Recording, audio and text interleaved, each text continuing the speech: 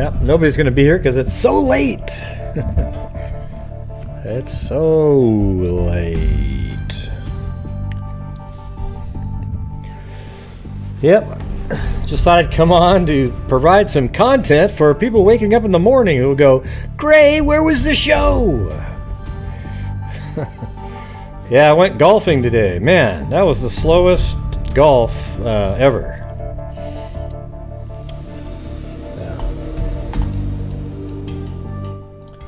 Here's how slow golf was today. When we played 15 holes, we had 3 holes left, and we just said, you know what, forget it. So what we did was we went over and started on hole number 1, and we played 9 holes at the same time that the group in front of us was finishing up 18. So that means they played the last 3 holes, and we played 9 in an hour. It was crazy. That's how slow golf was. So I don't know what the hell I shot, but we just kind of kept playing. 20, what was it? 20, let's see, 15 plus 9, 24 holes. Did anybody hear what I just said? That's crazy. That means we played 3 times as many holes as they did in the same amount of time once we switched over.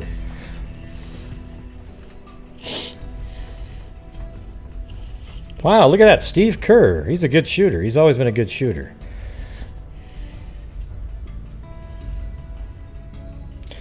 By the way, oh yeah, what was I going to say? Never mind.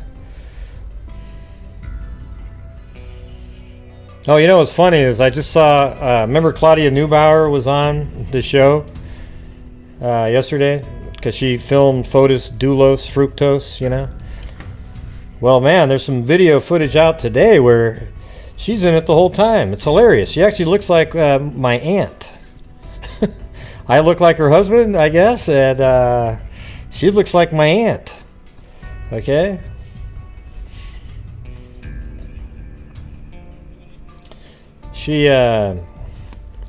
She keeps popping her. She's like sneaking in and out behind Fotis Doulos and his attorney. It's hilarious. Like a mini stalker. Oh, your husband likes golfing too, huh? Oh, it's hilarious, Claudia. Man, I was looking at it.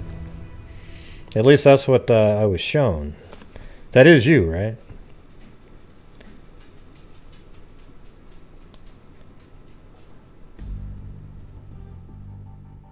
What does that mean, goodbye? Okay, goodbye. See you later.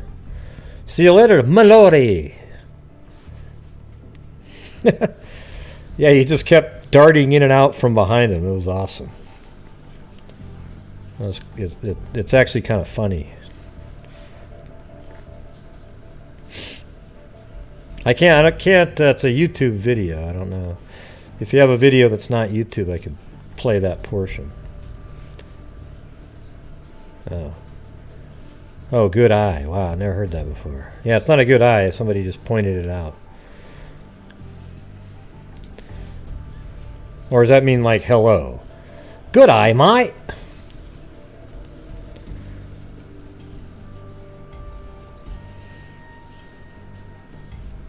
No, B. Smith, we've never heard of that one. Boy, thank you for the explanation, B. Smith. Wow. B. Smith described it for us because none of us have ever heard of the Missy Bevers case. So she described it out for us. Hey, have you heard of the fitness instructor from Texas who was murdered by a fake SWAT cop at a church early a.m.? She was going to hold a gym. Yeah, well, you seem like you're really new to it to describe it like that. So why don't you get some research done and then maybe get back to us on that. All right? Let us know when you get all caught up. Whew, wow. I'm not sure what a took is. But yes, what you should do is research a case before bringing it up. Okay? Because we've all talked about this one. I've made tons of videos on it. And you described it as if you had just seen a video today of a fitness instructor who went to a gym and there was a fake SWAT cop there. Yeah. Yeah. Yeah, have you ever covered that one? Have you ever heard of that case where there's this ex-football player? He was for the Buffalo or something, and he was running around, and he got in a white Bronco, and he was driving down the road, and apparently he killed his wife and everything, and nobody knew. And yeah, look at the.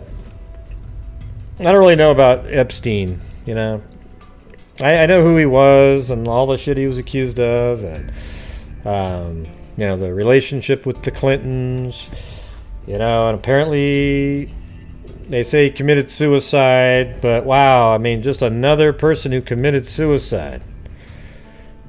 No, B. Smith, your comment made you look like an absolute idiot, okay? That's the honest to God truth. Hey, have you covered the case with the fitness instructor, with the guy that looked like a SWAT? Yeah, we've all talked about it a million times.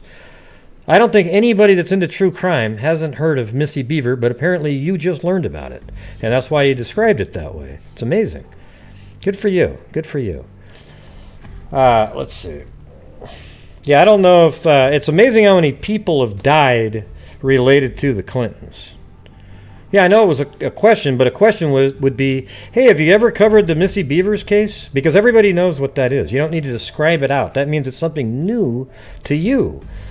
And yes, we've covered it. So if you just typed in Gray Hughes, Missy Bevers, you'd come up with 3 or 4 different videos that I've made over the years here. Okay, so you could have answered the question yourself. The way you worded it, though, sounded really like, wow. Okay. Okay, right. Yeah, you forgot her name. I see. I get it. Okay. Of course, that's what it is. Yeah, the thing is the whole Epstein thing, I don't even want to discuss it, okay? It's a complete waste of time. If you can show me a picture where, somebody showed a picture of him apparently dead on the ground, then they compared his ear with the ear of him standing there. Who knows if they flipped the image around, so maybe we're looking at his right ear and the left ear. His nose is a little bit different. He was on the ground, but that's not unusual, believe it or not. Someone being hung, they sometimes do fall down onto the ground after that, when they hang themselves. No, I will not, B. Smith. I will not. Thank you. I'm going to get rid of this idiot. My God, are you kidding me? Jesus. See you later. All right. What do we got here? You will apologize to me. Oh, give me a break.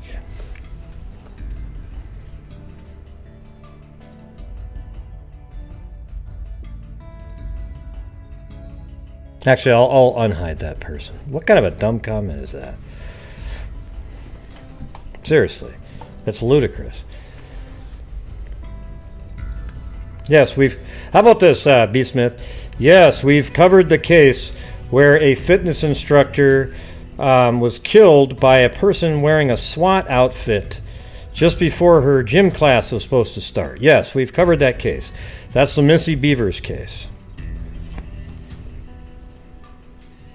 Yes, already, right off the get-go. I've got one of the triggered types, the crybabies.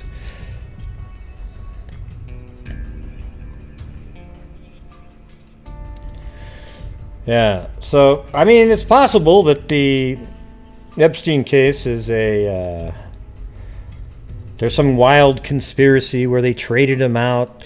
There was some comment somebody made. It was pretty interesting. But at the same time, it's hard to prove any of it, and that's kind of the whole point of all of it. So while it's interesting for some to talk about, I don't have any evidence of anything to prove any of the information that we would discuss. Yes, apparently they say he died in there. All right.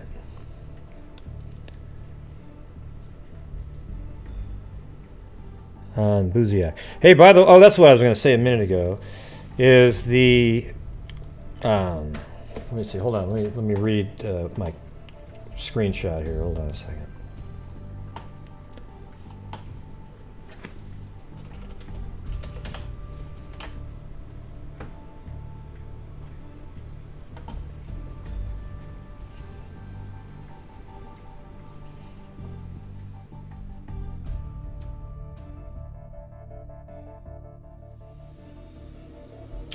Okay, let's see. The niece of the 69-year-old bikini-wearing lady who went missing contacted me on Facebook and said that people on Web Sleuth said, talk to Gray about it. You know, because we've covered that 2 or 3 times now. I did try to contact the son on Facebook. He never got back to me. But perhaps through the niece, I can get a hold of the son, and we can start getting some information on that one. Hey, thanks, Cricket. Yeah, I heard that one, B. Smith. So, of course, somehow they got him out of there. What would be the purpose of that? Come on. It's hilarious. Here's what's funny, is I woke up and I heard that Epstein killed himself. That's what I heard, right? And I immediately went, oh God, here comes a year's worth of conspiracy theory material that will be able to be covered and people will love it because, you know, it is interesting to speculate on all that stuff. The one thing I know is strange is how many people have died that are connected to the Clintons. Okay? How many of you have 100 and something people that you know that have died? Right? That aren't in the military or anything like that. That's crazy shit. I mean, and I'm talking about die in unusual ways, not like, well, they just got old or they had cancer or something like that.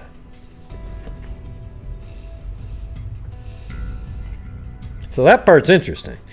Now, whether or not that has anything to do with what happened here, we don't know. But the beans were going to be spilled. I think they should still do the investigation and trial and everything.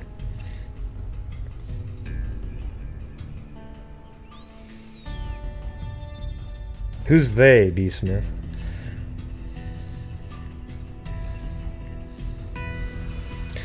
I love the all-inclusive they in conspiracy theories. Well, they should have done this. Oh, they put thermite plasma in the building. They did this. They did that. They did... Well, who's they? Oh, you know, the organization that does those types of things. Yeah. Yeah. So, anyways, that's all there is on the swimsuit lady.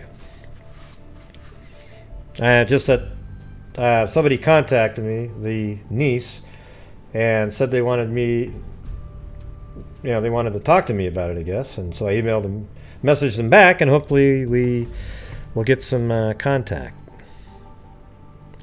And thanks, Cricket D above, if I didn't say that already. Yeah, I know, that's all over the place, B. Smith.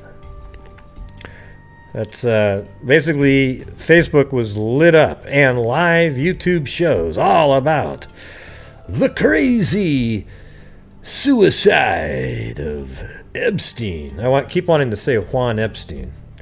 Isn't that from Welcome Back, Kotter? Welcome back.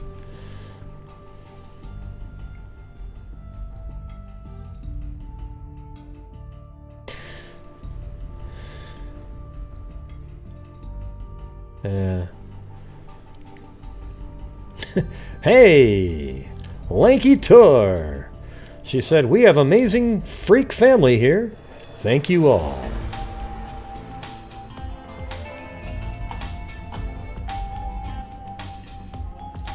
Da, da, da, da, da. The Love Boat. We have amazing freak family here.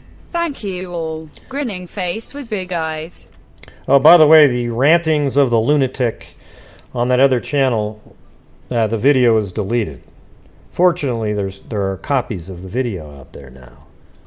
It's pretty cool. The wonders of technology. All right, so what we're going to do is I'm going to go over, we're just going to go over randomly, and I haven't even looked at any of these, so it's going to be fresh for all of us, some of the pending, or not the pending, the active cases at the DNA Doe Project. We've already covered Kern County Jane Doe, and we also covered Ventura County Jane Doe, as they were both killed by the same serial killer. And they've already identified him. They just hadn't identified either of them.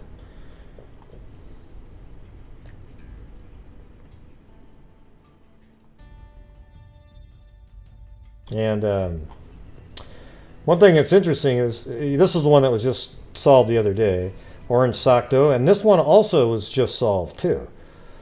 Philadelphia Jane Doe.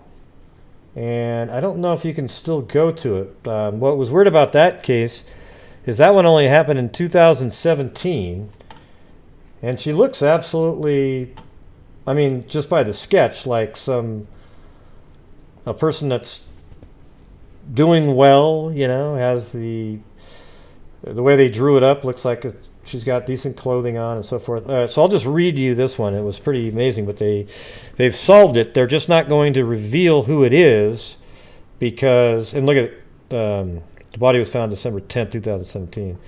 They're not going to reveal who it is because it's still an open case.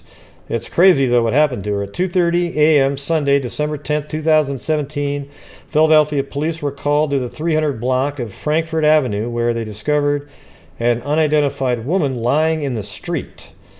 Witnesses said the woman was pushed out of a pickup truck and was killed when she was struck by a sports car. And then the freaking sports guy drove away too, sports car driver. See, he would have got off scot-free, except he was probably drinking because it's 2:30 a.m. Almost nobody's driving around on the streets at 2:30 a.m. without a couple of cold ones in their belly. You know what I'm saying? So that person wouldn't be in any trouble at all had they not been drinking, and may not have been in trouble even if they were drinking, given that the person was kicked, shoved out of a moving vehicle. So it sounds like those people weren't like trying to kill her. They were just like, get the hell out of here. And then the other car rammed her over.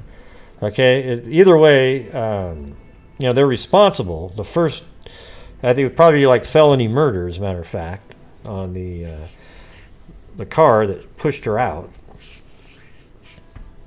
You'd think, because I'm not sure. I guess you'd have to know the circumstances. If she was abducted, that would be a felony, and then she was killed during the commission of the felony, and that would be felony murder. And so the medics showed up and pronounced the woman dead at the scene. The female Caucasian was aged 30 to 50, stood 5 foot, and weighed 83 pounds. So it's very tiny. She was thin and 5 foot tall. She had long black hair and wore multiple layers of clothes, including black yoga pants, gray sweatpants, 2 coats, black shirt. This is in Philadelphia on December 10th, so it's wintertime. Black shirt, pink and black sneakers. Investigators are treating it as a homicide and are looking for 2 vehicles and the 2 drivers that left the scene. So, I think they should first go after the person who... I don't think they're ever going to find the sports car. I think that's somebody they would have already found. There's nothing that's going to lead anybody to the sports car driver, because if there was, they would have already found that person. Okay? Knowing her has nothing to do with the sports car driver. You guys see what I'm saying here? The pickup driver, let's see. Driver, what was it? The line of the street when it said the woman was pushed out of... Okay. the pickup truck, now her identity could lead to who that was. Okay, but the person who ran over her will never be found, in my opinion. Yeah, well, we don't get to know the name of this person because the investigation's still going on. And I think that's why they're not saying that. Although it's kind of dumb in a way because the person who pushed her out of the vehicle at this point probably knows that person is the Doe, right? They've probably seen it on the internet. They know that there's a person that was pushed out of a truck at that location. They know what her name is. They know all that stuff. So in a way, it doesn't really help the investigation to hide her name because it might actually help. You might go, oh, I knew her. Yeah, she ran around with so-and-so. Right? But the police now know what her name is, so they can go do the investigation without mucking it up, putting it out in the public. So I could see a couple different reasons. I think it would actually, in this case, benefit by having her name out there because I think the quote killer in the pickup truck, the person who shoved her out, they already know what her name is, and they know that right now that the police already know what her name is because they're following the news on this. Okay, so that one was just solved.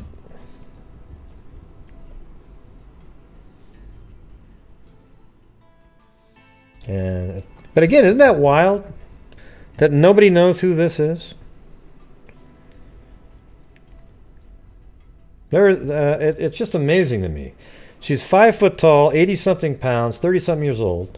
Somebody knows who this is. 30 to 50 years old.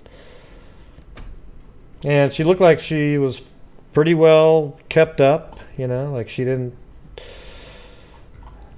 it was 2017 as well. I think a lot of times what happens is people are they've run away before, so family members just assume that's what happened. Thanks, Sandra. I know I'm not mean. Although someone like B. Smith might think I am.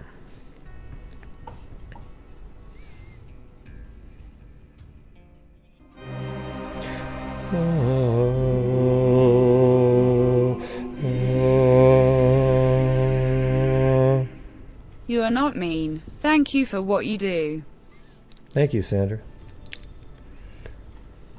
That's actually my mom's name. Wow, we almost feel like a big family here. Claudia Neubauer looks like my aunt. Sandra has the same name as my mom. I look like Claudia's husband. I mean, Jesus, what?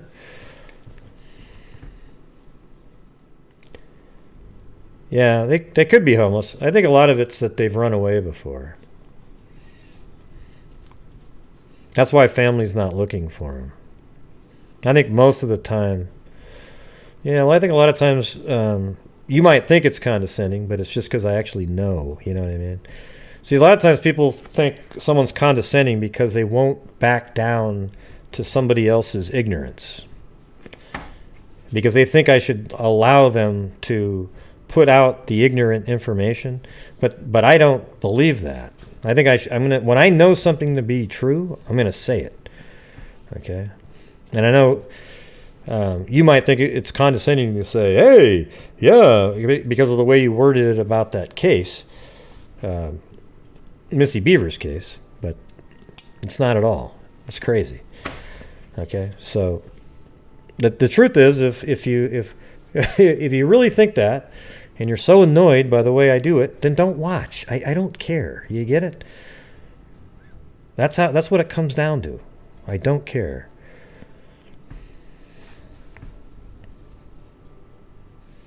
Yeah. Now, sometimes I think I know something, and then a minute later, somebody will say, "Hey, wow." Here's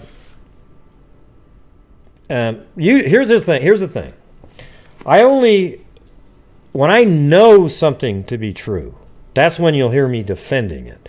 Now, if I believe something just be as an opinion and something I thought it was a fact, I might say, hey, this is what happened, and then it turns out that's not true, I'll immediately fix it. I don't have any problem with it at all.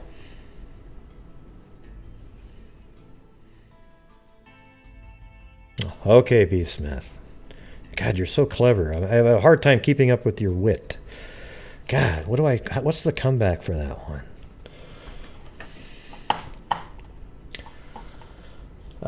Let's see. All right, so that's the... that case was solved, all right? So now let's go up to these ones here that are in the thumbnail. So you weren't paying attention, B. Smith. Isn't that amazing? All right, so Jane Doe, 1988. Let's take a look at this one.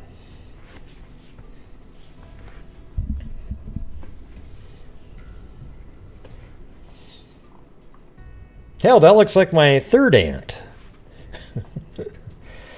Let's see. On October 12, 1988, a hunter discovered human skeletal remains adjacent to I-96 near CR 378 in Covert Township near the town of Covert, Michigan. It is estimated the victim died or was placed at the location without clothes 3 months to a year prior to being found. Have we talked about this one before? This feels familiar. Do you guys remember us talking about this one?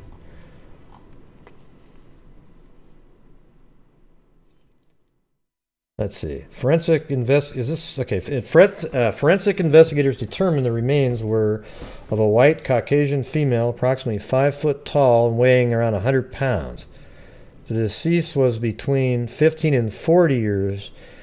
That's kind of a huge variance there. And had light brown to blonde shoulder-length hair, possibly wavy. During autopsy, the anthropologist discovered the remains show signs of osteopenia. Have no idea what that means. Which I think it's going to explain it, which is a precursor to osteoporosis and shows up in younger women. Investigators believe the woman had given birth to at least one child.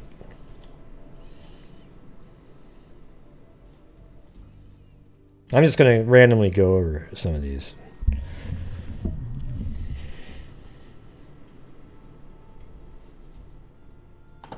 Well, Michigan State Police have spent the last 30 years trying to identify a woman whose remains were discovered near a highway in Covert. After decades of coming up empty, there is new hope. News Channel 3's George Rodas tells us why police say a private donor is making it possible.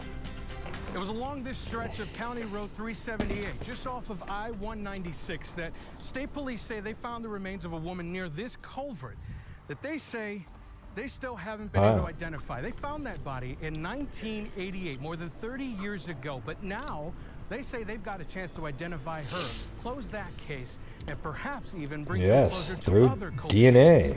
I can't think of anything worse than being a parent, loved one, anybody out there, and not knowing what happened to your family member. Detective Sergeant Scott Ernst says after 3 decades, genealogy might be the key to identifying this woman.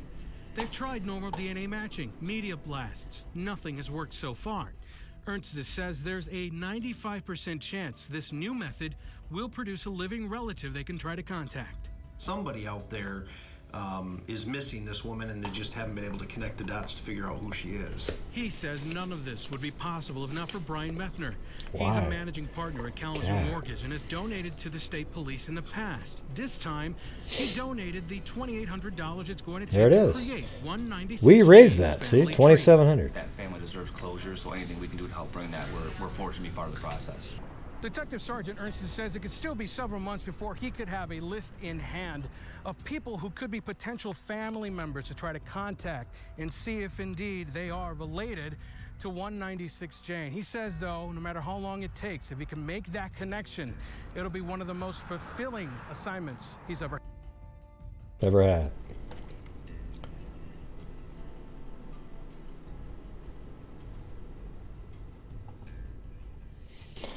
So it doesn't sound like there's a lot of information on it, just that she was found on the side of the road there. So then you have to find out who she is, and then look into any sort of information that you can dig up about what was going on in her life, It's going to be hard at that point. A lot of the old cases where their body is fresh, for lack of a better term, you can find, you have DNA evidence and so forth, but when you're looking at months and months later when they're bones, it's a lot harder to recover stuff like that.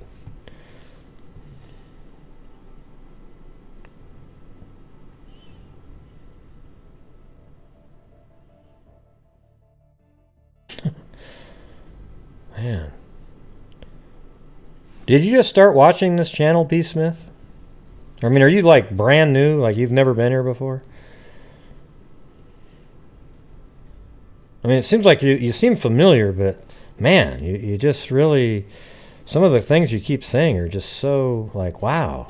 Where are they getting the DNA matches from? We've only been covering the DNA Doe Project, Parabon Nanolabs like 1 million times on the show.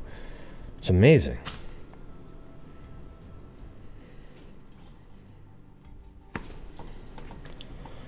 Let's see. All right, I'm gonna move on to another one now. But I just got rid of the screen that had it all on there, so I'm gonna start again.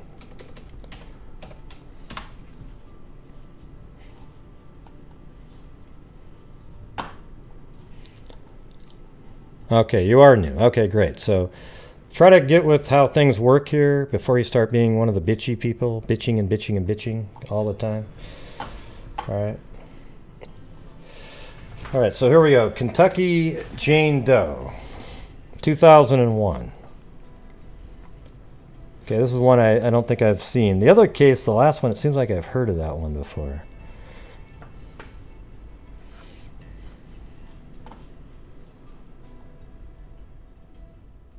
No, you actually just are B. Smith. Okay, it's you got about 2 more minutes on the channel, and then you're out of here for good. All right, because your comments are ludicrous. God, hey, I'm acting naive on purpose because I'm giving back. Oh my God, what an idiot.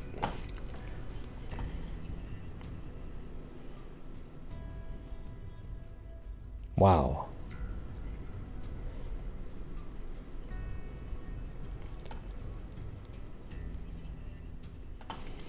October 9, 2001, a survey crew found the partially skeletonized remains of a white woman some distance off the shoulder of the northbound lane of Interstate 65, about 12 miles north of the Kentucky-Tennessee state line, just north of Nashville.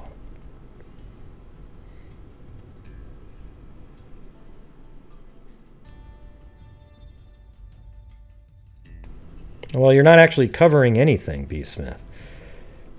Okay? God. You're just blabbing away. No, you're not covering anything. You're just... It's startling. It's almost like... it's bizarre. Well, yeah, but here's the thing, B. Smith, is I don't respect you at all, okay? I don't know you. I don't want... your behavior so far is just weird. I mean, like, some of the stuff you're asking... You know, and then when I challenge you on it, like, wow, yes, we've heard of the case where there's a fitness instructor who, you know, okay? So there it is. You'll have to earn it from me, okay? Now, you might say I have to earn it from you, but I don't care to spend the time for you to respect me, okay? I've been doing this a long time now, all right? It's not important to me, all right? For you. It is for everybody else because I actually give a shit. They've been here for a while.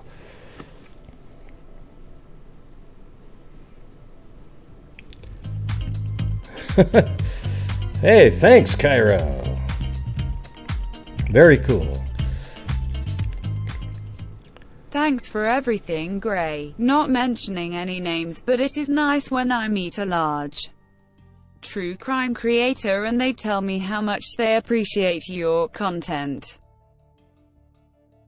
Yeah, very cool, Cairo. Very cool.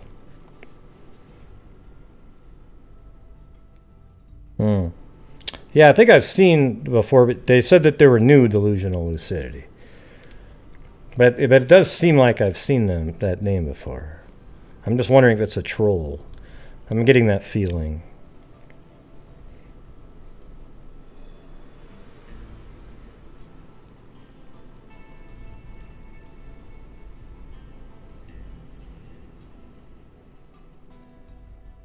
Right.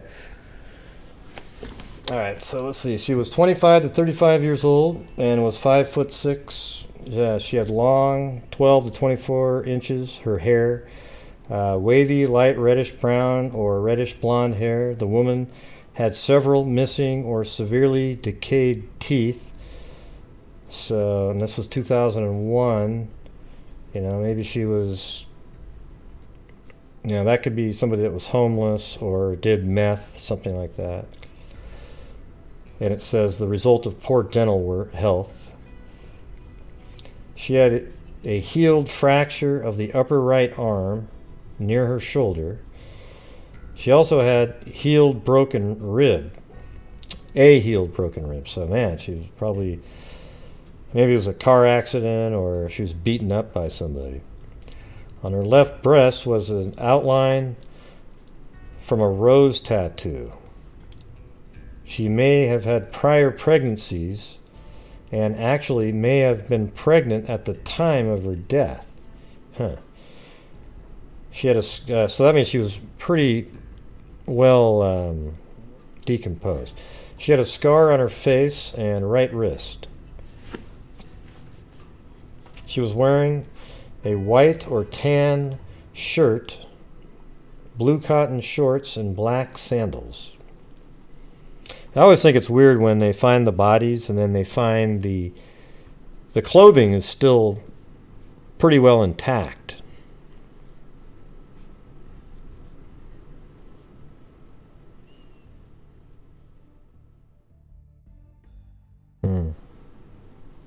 Oh, is that who that was? Delusional? I remember that now. Oh boy, those are good times.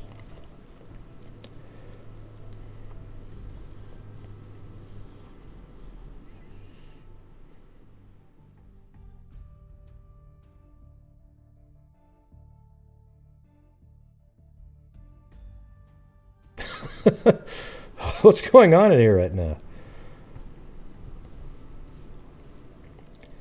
What's the deal? What's the thing with with Robin now? I don't even know what the hell she's talking about.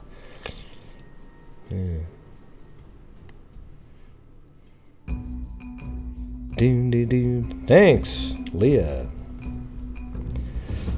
Yes. She gets the sarcasm. All right.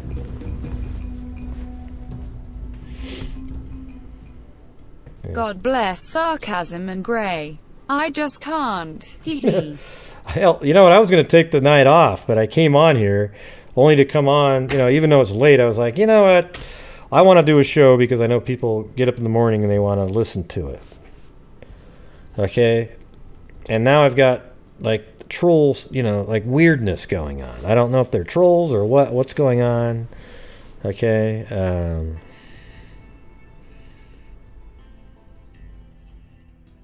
But it is what it is, I guess.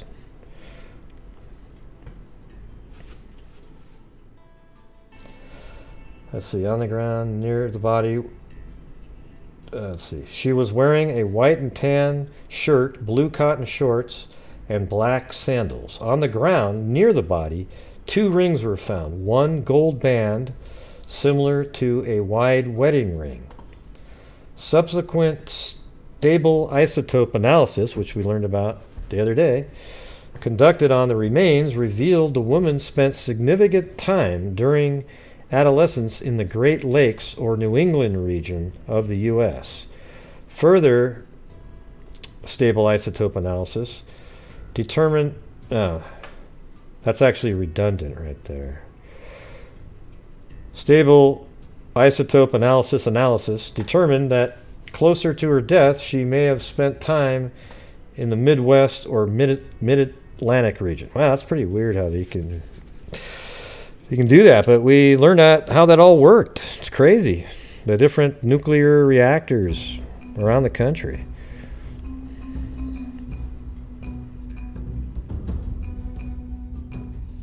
That is true. Saturday Night Live. It's almost like Saturday Night Live, but Saturday night live shows seem to get trolls. You're doing a show tonight. Smiling face with smiling eyes. Smiling face with smiling eyes. Smiling face with smiling eyes. I like how it says the last one.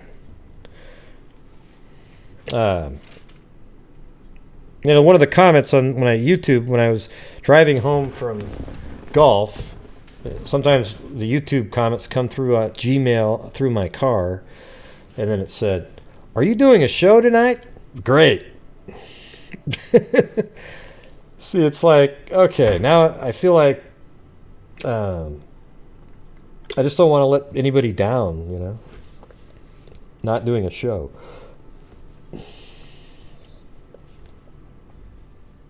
But if I really need a day off, I'll do it. That's for damn sure. But I came home. I got to watch the second half of the Timbers game. We won 3-1 over the Vancouver Whitecaps, I guess they're called. And so that was good.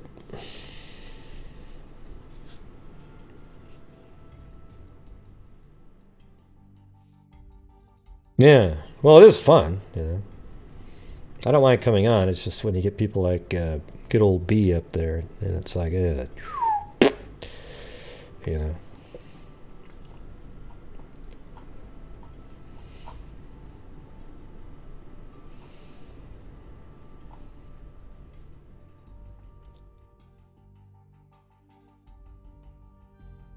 Let's see what this one says.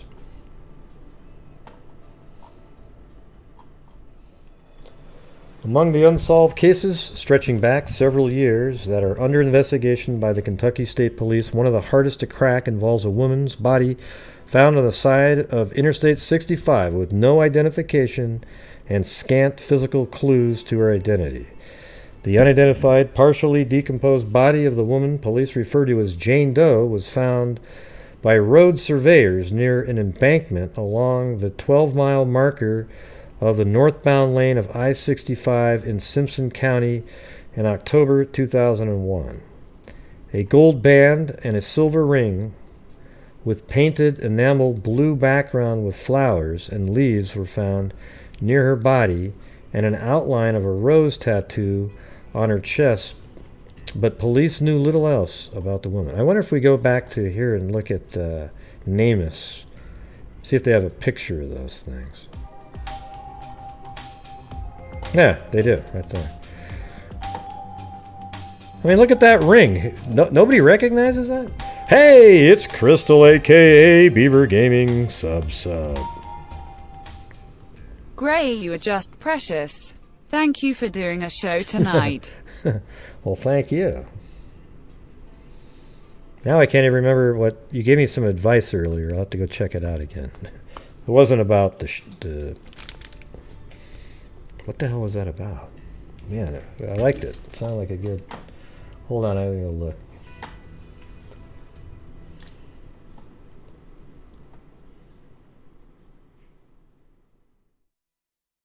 I want to see if I can find it. Oh, yeah.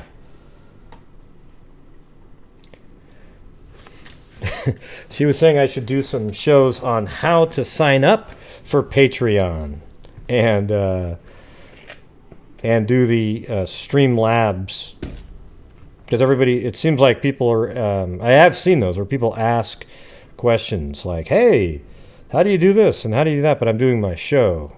I don't have time to stop it and talk about that.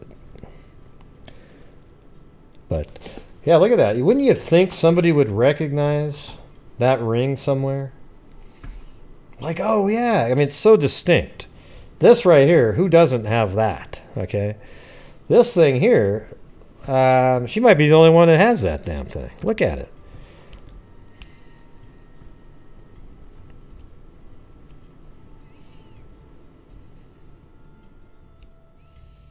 Yeah, so that's another, it's just so strange. I guess it's just the perfect storm when these people go missing, right? They've been estranged from their family for a while. I mean, was she married? Is that a wedding band there?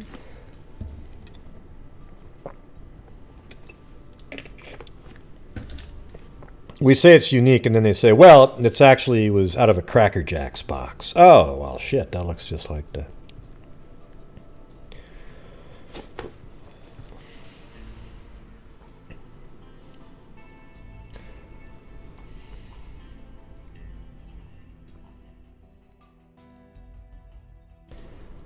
All right.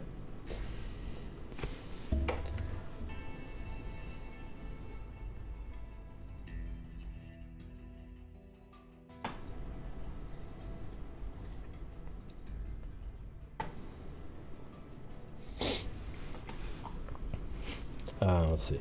A gold band and silver ring were painted enamel blue background. We just saw that. And leaves was found near her body, and an outline of a rose tattoo was on her chest. But police knew little else about the woman. That's weird. So that was just the outline. They hadn't finished it yet. DIDNT realized we had this sport in common. You can throw that Timbers jersey away. I have a Philadelphia Union jersey in the mail. Oh, forget. YOURE, welcome. Forget that. Forget that. That thing will be... I'll put gasoline on that sucker the second it comes through the door. Yeah. See, look at... hey, B. Smith, as we said a minute ago, there's a wedding band and the blue ring, okay? You must not have been paying attention yet again. Wow.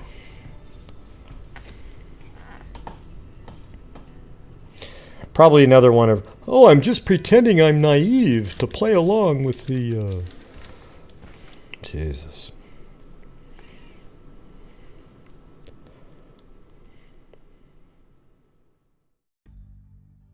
Yeah, well, it's hard to... There's so many tattoo artists out there. What year was that? 2001, right? Yeah. All right, so that's her case. It's crazy. She's basically she grew up in the Great Lakes, New England area, and then later on lived in the Midwest, Mid-Atlantic regions. And so, but this one is one of the ones that's currently has the DNA profile and has been uploaded. Yeah. All right, now let's move on to Vernon County Jane Doe.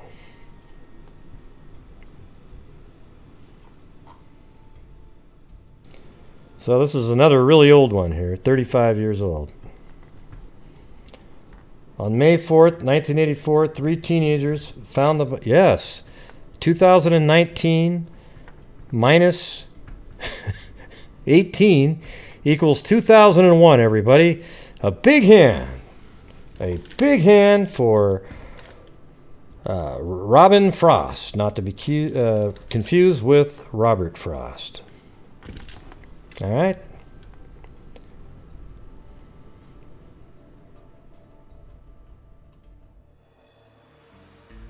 And here we go. Let me give this one just for you.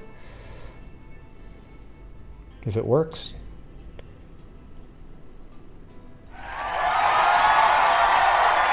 There you go.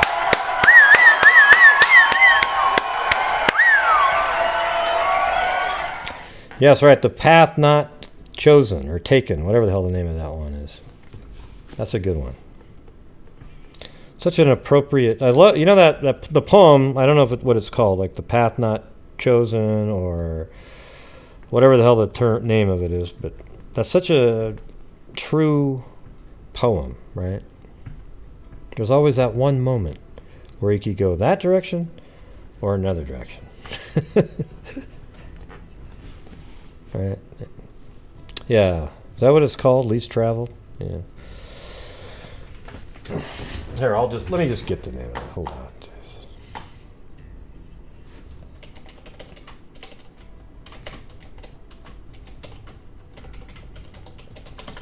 I'm just throwing out whatever the hell I want. The Road Not Taken. And that's what Delusional Lucidity just said.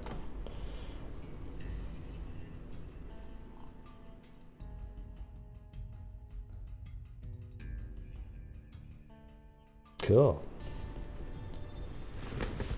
We'll do a poem night.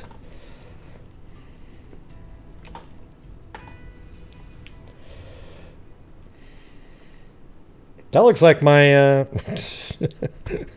Just kidding. On May 4th, 1984, 3 teenagers found the body of an unidentified white female on a gravel road in rural Vernon County near Westby, Wisconsin. Investigators believe the woman was killed somewhere along the same road and moved to the spot where she was found. That's interesting. So she was killed and then sort of like loaded back up and then dumped somewhere else. Her face had been rendered unrecognizable from the extensive damage that had been done through blunt force trauma, probably hit by a car. Her hands had been removed. Well, that changes a lot of stuff now. Her hands had been removed, presumably in an effort to prevent identification by fingerprints. So now, forget the car being hit by a car. After the case was featured on the local news, a couple came forward and stated they saw a suspicious man in the area driving a yellow 1982 Datsun.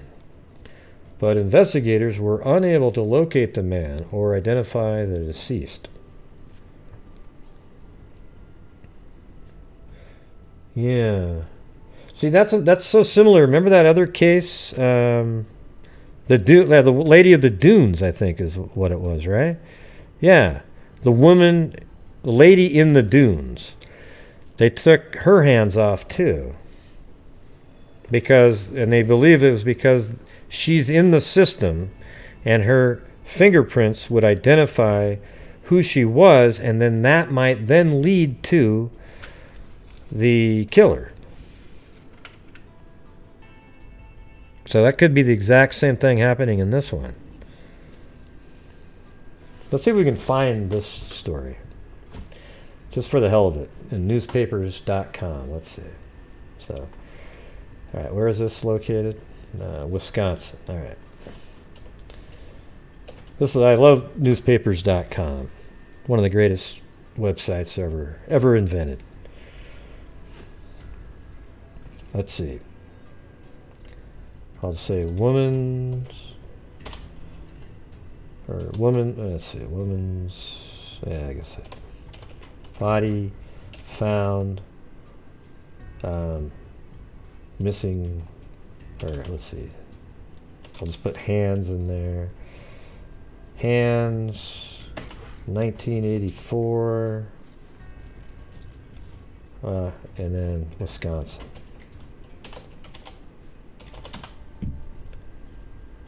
I wonder if it knew what I was saying there.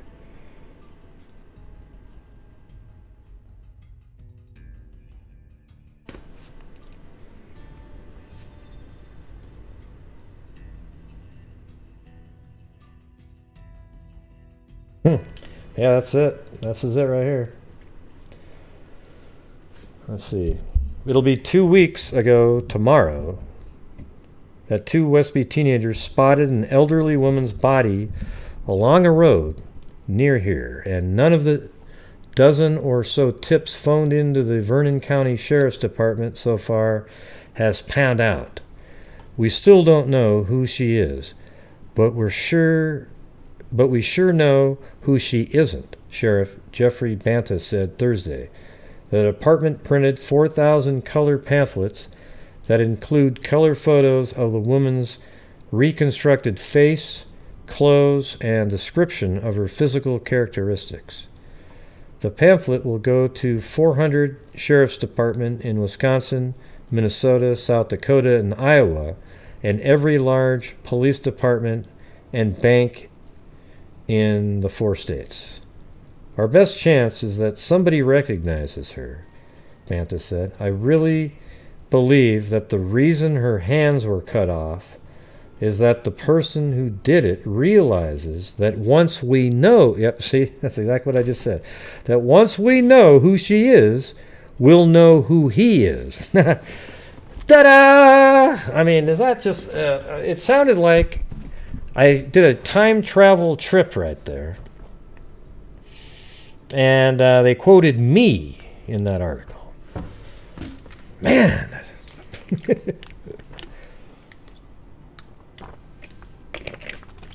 Although that's pretty obvious.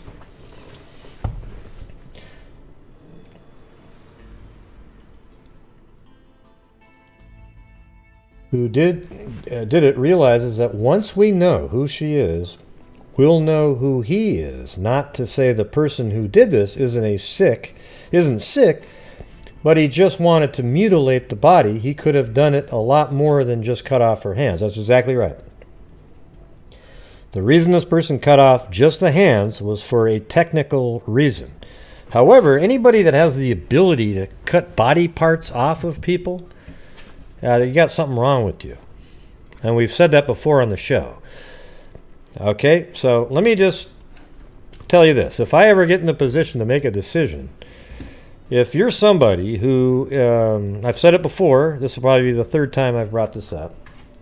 If you're somebody who panics when somebody dies at your house by an accidental means, and your first thought is to chop them up into little bits and distribute those body parts around the city, you should be locked up for the rest of your life because you are a whack job, all right?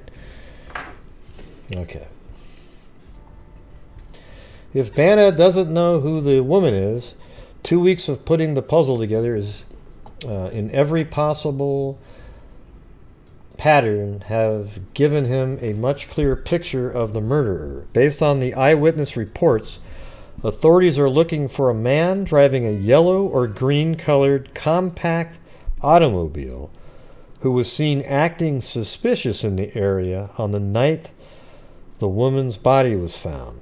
For one thing, the sheriff thinks the man killed her somewhere in the 150-mile radius of Vernon County and drove the body into the county via Highway 14 from La Crosse. It's only a hunch, but the road where the man was spotted is only visible to a motorist coming southeast on Highway 14. Huh. I almost want to try to figure out what the hell they're talking about right there. That's pretty interesting. Where the man was spotted is only visible to a motorist coming southeast on Highway 14. It's also probably the first gravel road after La Crosse that doesn't have a home or farm at the turnoff. The man turned off on Holt Road. Now let's see if we can find that. This is in Wisconsin. All right.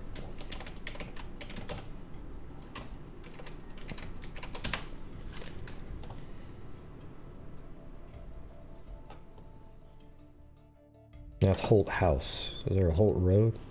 Maybe there isn't a Holt Road anymore. That's the thing.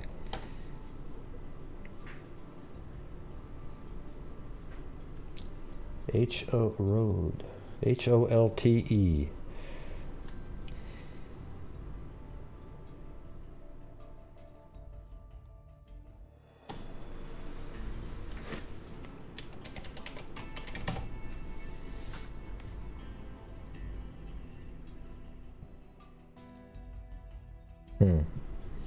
That was a Holt Lane. But it doesn't sound right. Maybe though. It's just kind of out in the middle of nowhere, but I don't see Holt Road. Any of you guys see a Holt Road anywhere in Wisconsin?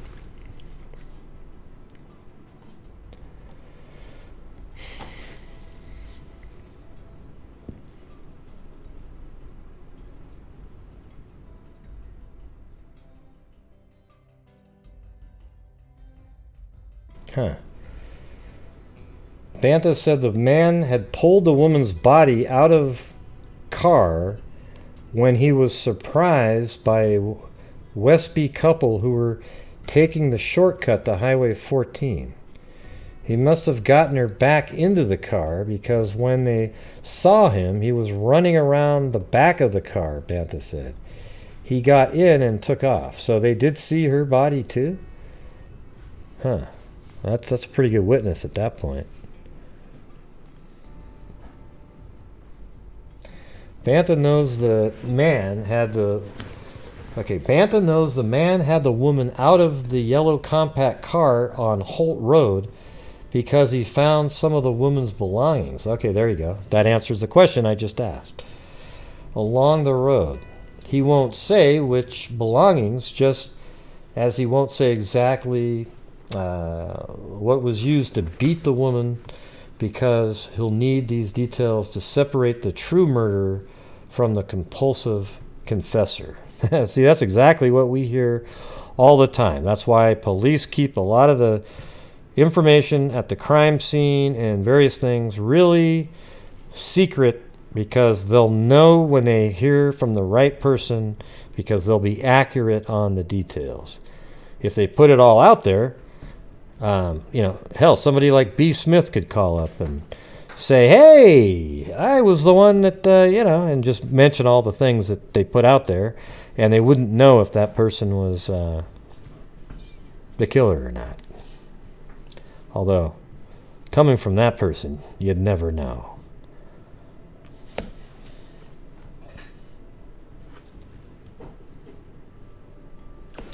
Man, this is so detailed here. I gotta go. I'm gonna map this sucker out. We gotta go back over this one. Man, listen how wild they have every bit of it. There, hold on a second.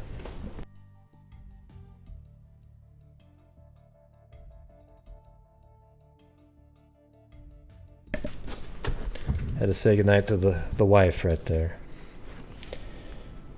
Okay, Banta knows the man had the woman out of the yellow compact car on Holt Road because he found some of the woman's belongings along the road. He won't say which belongings, just as he won't say exactly what was used to beat the woman, because he'll need these details to separate the true murderer from the compulsive confessor. The man made a right turn, drove about 3 miles down the road, and pushed the body out of the car. He didn't make any attempt to hide the body. If he had dumped her over the ditch edge about 50 feet up the road, she may never have been found. He didn't know the roads because he turned around and took a chance on getting stuck off the narrow road. How were they found, by the way? How was she found? They said two teenagers spotted an elderly woman's body along a road. Wow, yeah.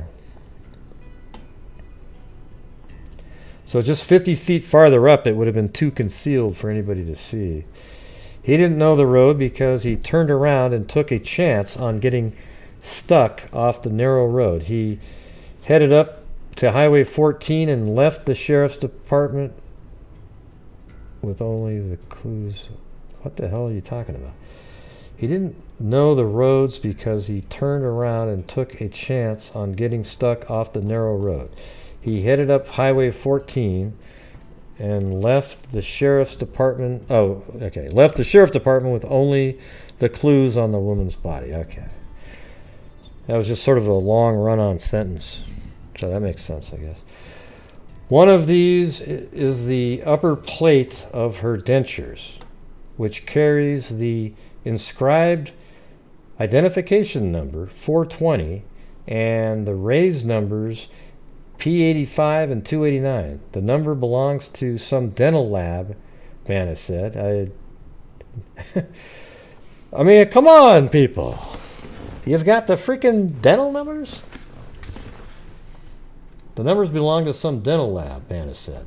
I never have known it, but there's 150 some places in the state that make dentures. Okay. See where they came from then.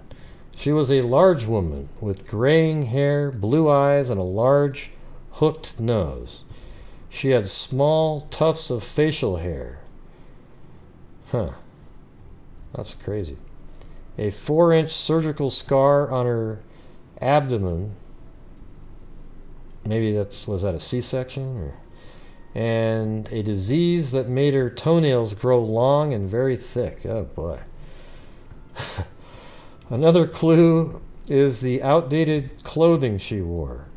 She wore a black polyester dress with a large blue and white paisley patterned turquoise and black plaid coat and nylons rolled down to just above her knees.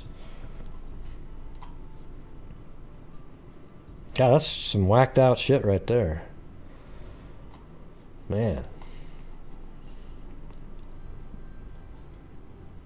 I remember when I was in Arizona, I was on this one spot, and like there was this family of inbred people, and I don't know, I mean, I'm just throwing it out there because this is my experience, and they had the women had all this facial hair on them.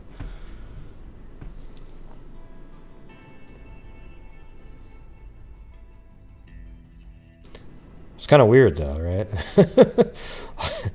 I mean, I don't know if that's what we're talking about here, but that's just the experience I had when my biological father, he lived in Safford, Arizona, way out in just, I mean, BFE, and that's where I met these people.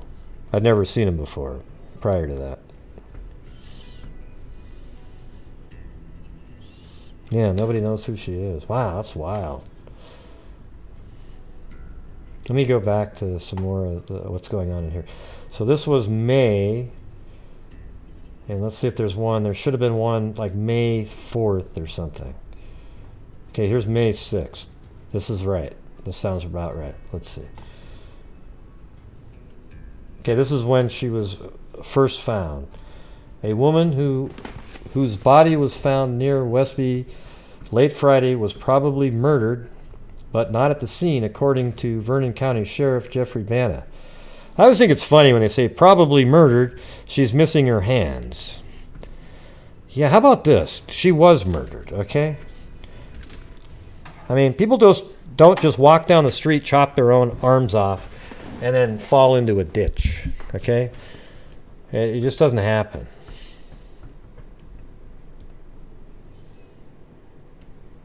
Especially for this one reason. You can chop your one arm off, right? With your one hand, right? You chop it off. But how do you chop the other hand off? Even if you wanted to. Because now you need to use the hand that you just chopped off to chop the other hand off. Okay, so you know at that point, it wasn't her that chopped her own hands off, you idiots. Okay? All right. Well, we believe she was murdered, everybody. Her hands are missing. Okay, so you're leaving it open for that she was maybe accidentally killed, and we have another one of those morons who like to cut off hands after that. I see.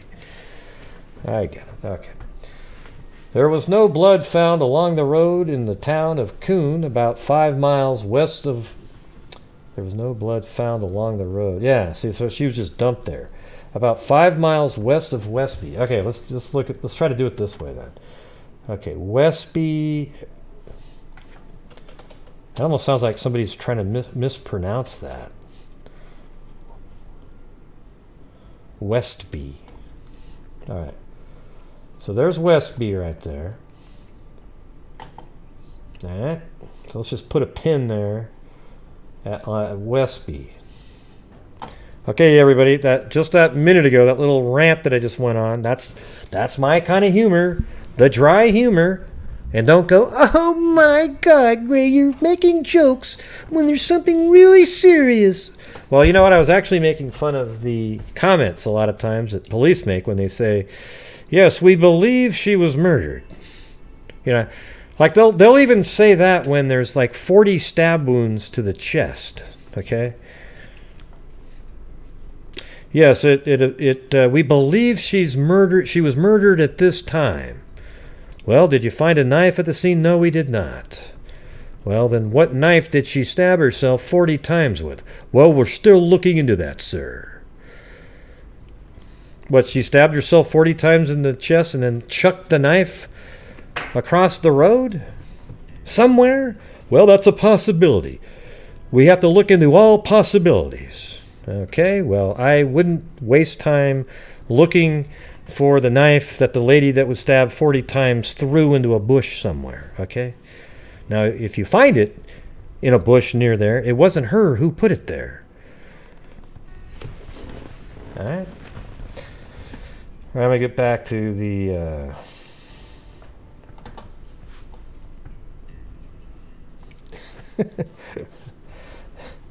Okay, there was no blood found along the road in the town of Coon, about 5 miles west of Westby. Okay, so now let's see if we can find that other road. I almost need to go back now. I'm going to screen grab this article because it's small. Like that.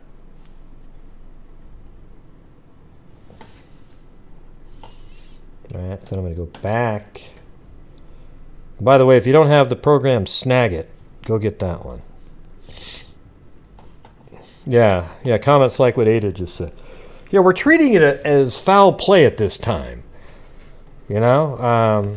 Yeah, just at this time. The missing hands is a clue that it might have been foul play. We're just not sure.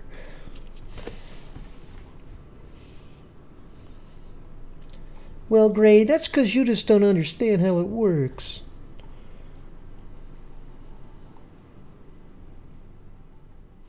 That's not the one. Where the hell is the one?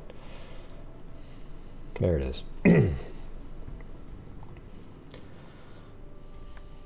Okay, Holt Road.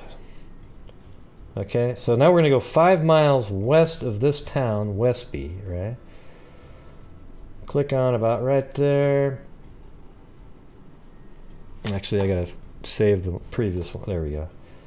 Now I can draw a new line here.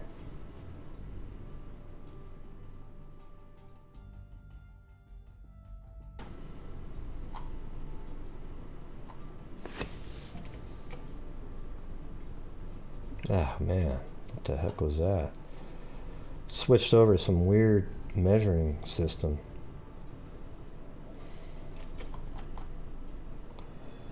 Yeah, it did it again.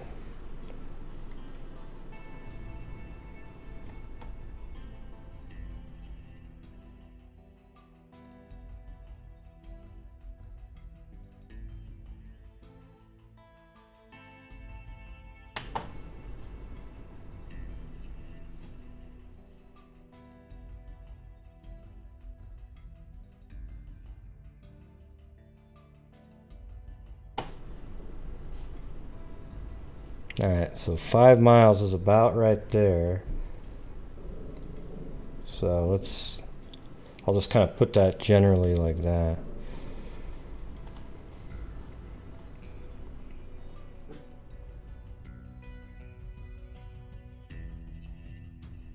Okay, let's see if we can find this stuff now.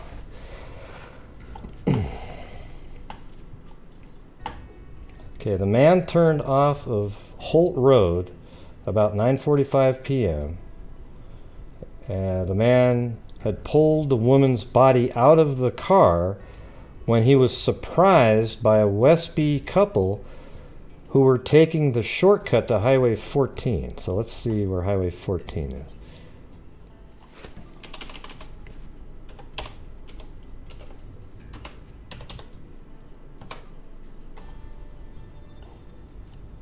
Wow.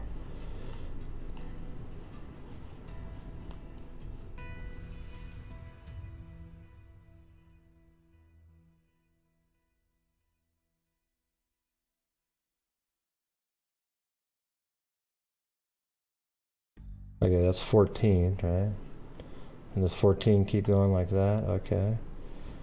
Alright. So 14 might, yep, there's 14.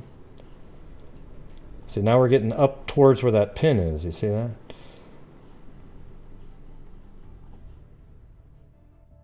I just had it. Where the hell is it now? 14. 14. Right there.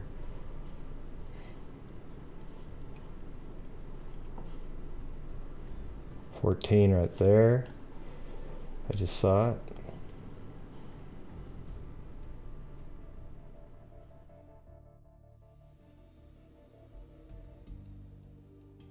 There's 14 right there.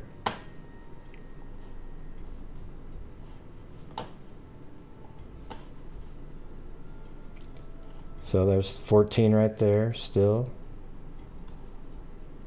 I think that's probably right there. There you go. 14. Okay. See, there's 14 right there. Okay. So that's Highway 14 that goes all the way up into here. Now we're getting near that area, but it said a shortcut. So maybe there's some kind of a, maybe it's some kind of a way that you can cut across and go this way. But anyways, let's see if we can find some of the other locations. But now we at least know this is 14 right here. You guys don't mind me doing this, do you? I sure as hell hope not. Because I'll be doing it anyways.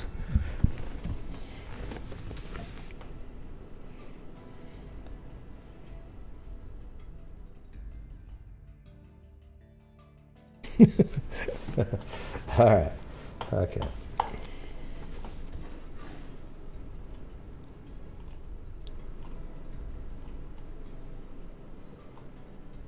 Oh yeah. And then, by the way, Woods Girl and Kids, she's a new moderator in here. I don't know if you guys noticed that or not.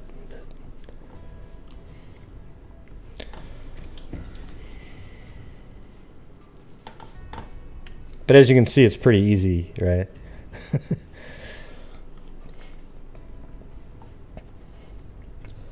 Who are taking the shortcut to Highway 14.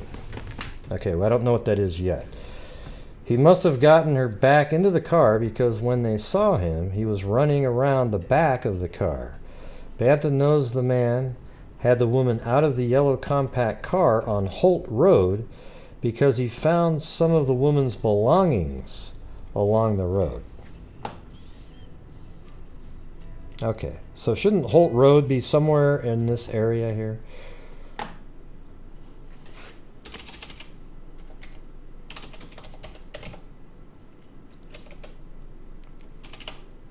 Well, let's see if it's Lane. Yeah, see, it's not even anywhere near there.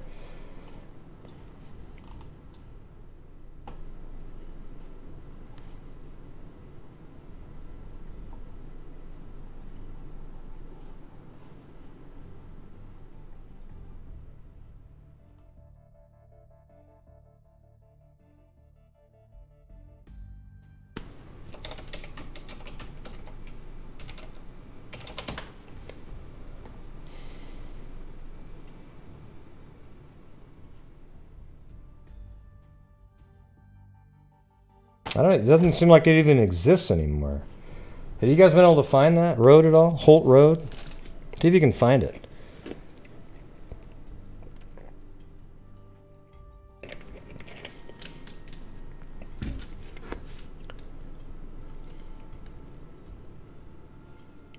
Yeah, but Holt Lane doesn't work either.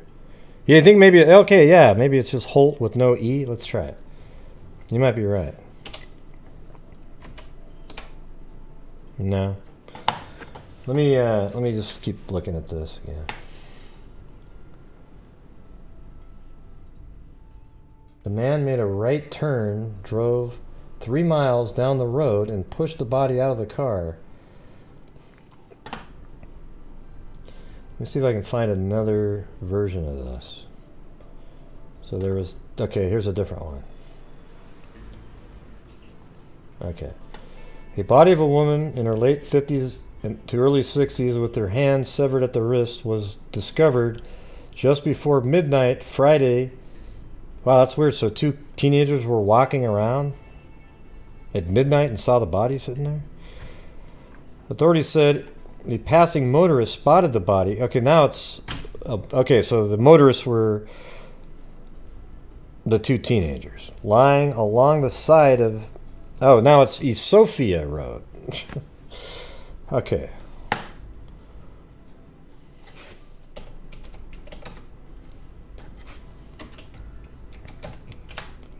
Ah, look at that. Now we're getting somewhere. Okay, because that's right in the ballpark here. This is it. See that? You just got to look up the one other article and then you got it. All right. Sophia Road. Sophia Road.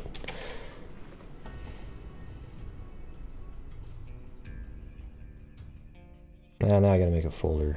Second.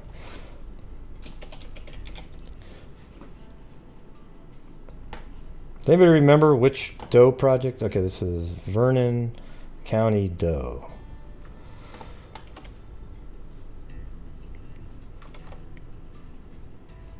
Okay, Vernon County Doe.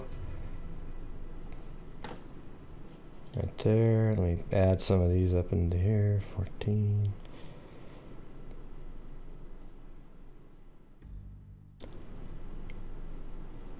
Okay. Wow. All right. I'm feeling better right now. So I wonder if this is Sophia Road. So they pulled off, and then maybe this is a shortcut to 14 somehow. Anyways, let's keep looking at that one. I like that one. Okay, authorities said a passing motorist spotted the body lying along the side of Sophia Road, a gravel road in the town of Coon, approximately 5 miles west of Westby and 7 miles northwest of Viracoy. I don't even know how to pronounce it. Viracoy or something like that. Or Viracoy. The white female was 5 feet 6 inches tall, 160 to 180 pounds, had a hooked nose and hair on her face. That doesn't actually say that, but it said that in the other article.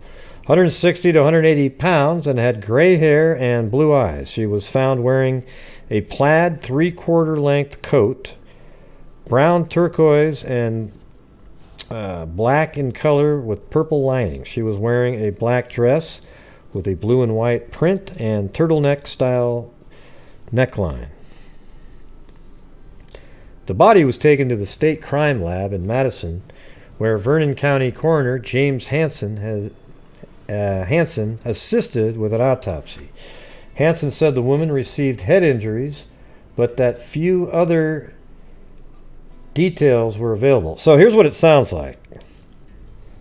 It sounds like this person had been arrested before, the female, and they took lengths to bash her face in so she was unrecognizable, just like they said earlier. They also cut her hands off so that her fingerprints couldn't be identified, because then that would lead right back to the killer. Now, you would have a mugshot and fingerprints, right?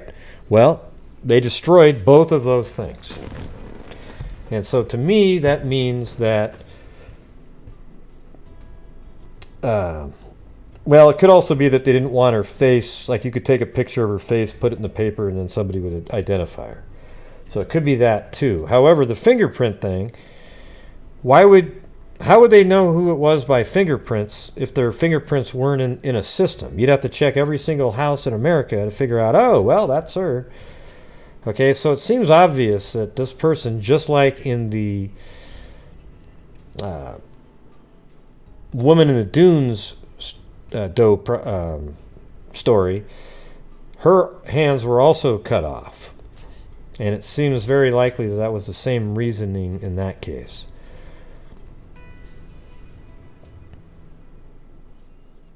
Yeah. I'm not mad at, look at Lanky Tor said, I'm still mad at Arias. You know what's weird is I was never mad at Jodi Arias because I don't know her. I don't have any feelings towards Travis. I always thought he was kind of a prick himself, just kind of a tool, right? But, obviously, he didn't deserve to be killed. Yeah, of course. Everybody knows that. Okay, but Jodi Arias was she was a monster, right?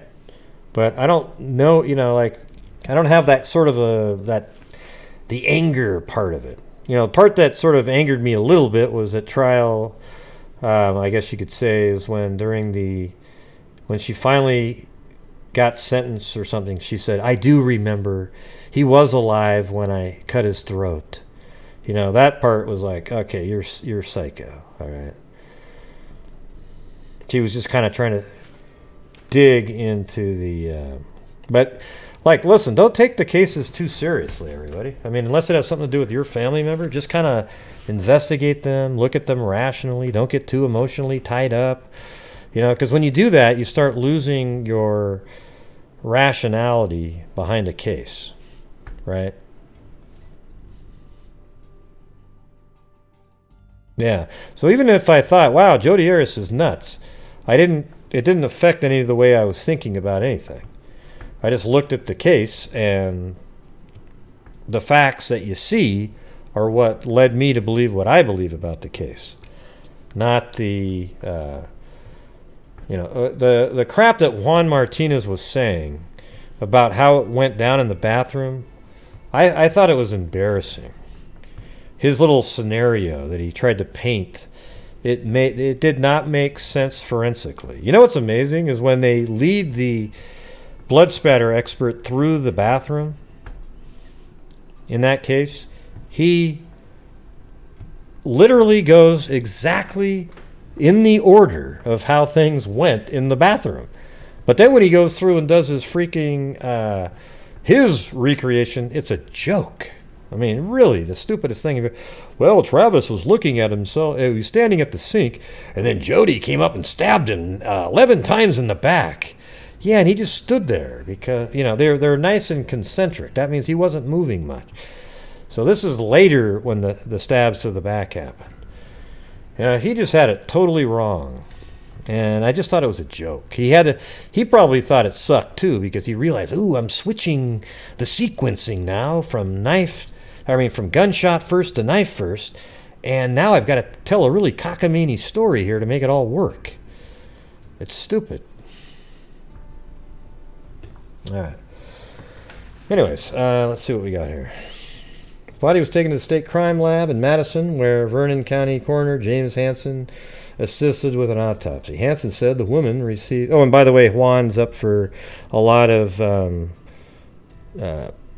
misconduct charges right now. He's probably going to lose his law license. Yes, that's right. Horn, Flores, and Juan had to conspire together. I actually believe there was a conspiracy to lie to the jury in that case. Okay? Right. Yes, correct is my favorite word. I can't wait for people to say, correct, Gray. Especially when they ask me a question. Hey, Gray, what do you think about this? Blah, blah, blah, blah, blah. Correct. No, you asked me the question.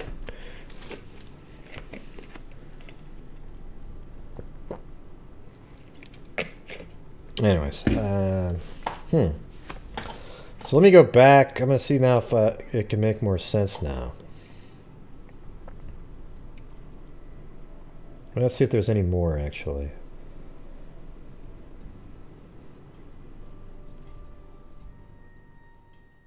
This is it? No.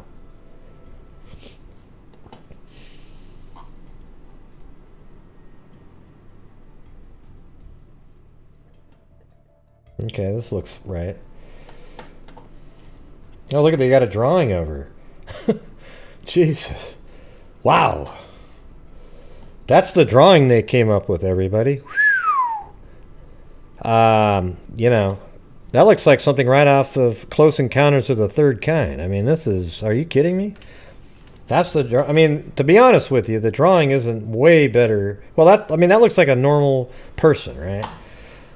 This looks like nothing. Wow. The search for the identity of a middle-aged woman found murdered in a road ditch Friday night in Vernon County, Wisconsin, widened Tuesday into southeastern Minnesota. Huh, that's interesting. Vernon County authorities struck out over the weekend in their efforts to identify the woman described as in her late 60s, 5'6", 160 pounds. Her body was found face down in a road ditch by youths. What movie was that from? Wasn't it My Cousin Vinny? I can't remember. No, 2 Utes. The 2 Utes. Who says Utes? Yeah. Yeah. The body was found face down in the grass beside a gravel road near the farm of Milan. Oh, the farm of Milan. How about that? Milan Farm. Ah, really? No, that's not it. Probably doesn't exist anymore. A lot of farms have gone out of business.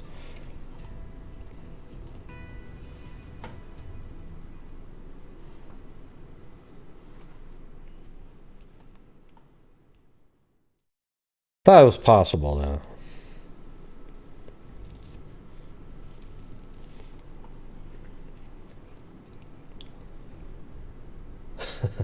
The murder was brutal, caused by... I was laughing at a comment, okay? That's what sucks about doing YouTube.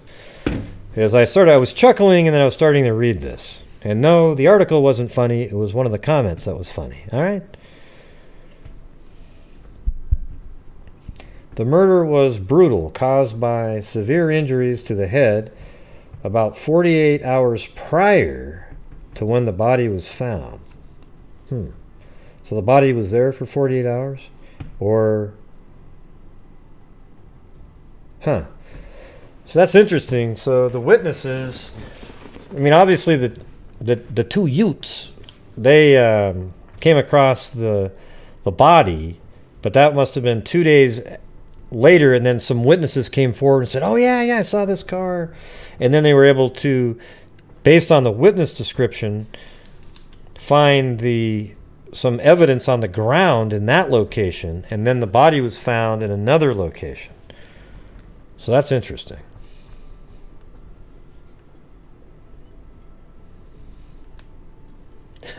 I gotta be in jail now? What for? What'd I do? Am I so mean? Okay, I guess so. Yeah.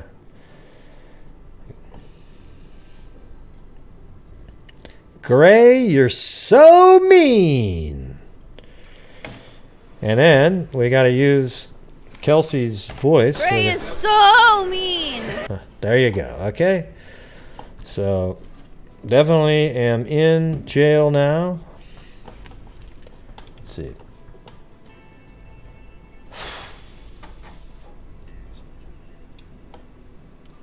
So far, Wisconsin officials have these pieces of the puzzle. The body was found face down in the grass beside a gravel road near the farm of Milan and Alice Dunham. Oh, wait, so that's the name. It's not a... Okay, it's Milan. Hey, okay, here we go. Here we go. So this is what I do on... See, what we're doing right now, everybody, is what I do before a show a lot of times in the research. It takes a long time to actually get it all put together. Hey, look at that. I got some, what do you call it? Bail money. And there you go. That's from Raven. And Sarah Beth Colagrass. Thank you. Do-do-do, do-do-do-do, doodle-do-do-do. All right. Some bail from jail. Hey, it rhymes. Get some bail from jail. I don't use a nail, the nail, nail, nail. Yeah, see if you can get a whole bunch of ales rhyming together. I had some ale while in jail. I had some ale while in jail. I had some nails and bail. I got some bail. You gotta do it like Eminem does it. All right.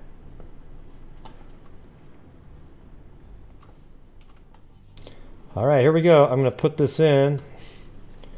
And now let's look this sucker. I bet you anything. I'm gonna try to find these people and get an address out of here, because it looks like their name. Where is it? Oh crap! Is it gone? Is it in here? Nope. Oh wait, there it is. Man, I'm all over the place. It won't snap to the right monitor. There we go. Boom.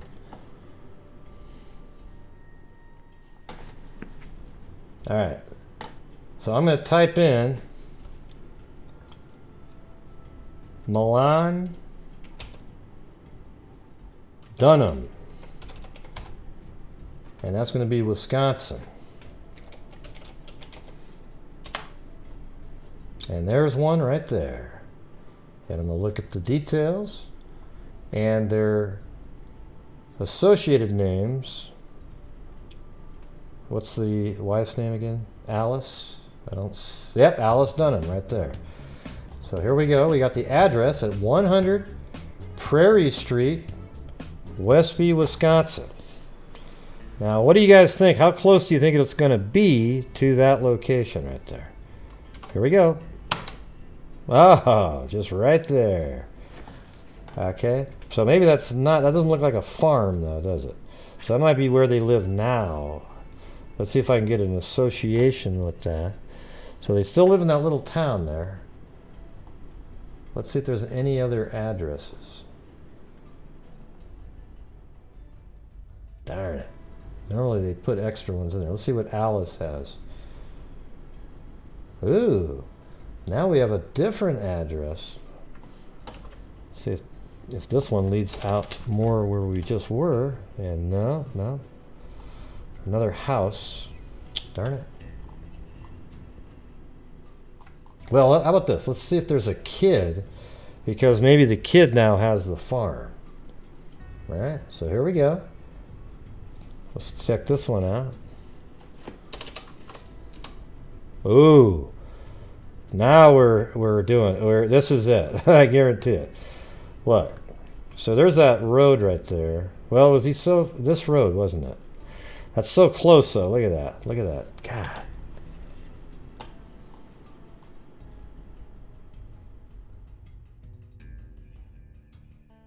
Well, there's a whole bunch of other ones in here, so let's see. Hold on.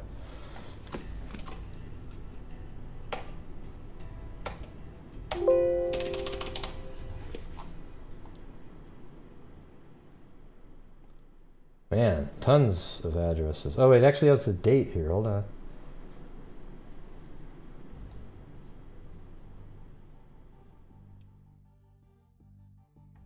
'96, '92, 2000.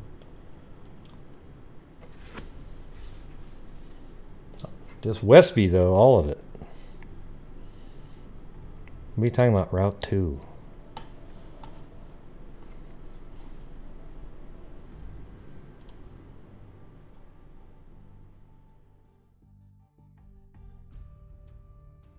Well, here's an older one. Maybe this is...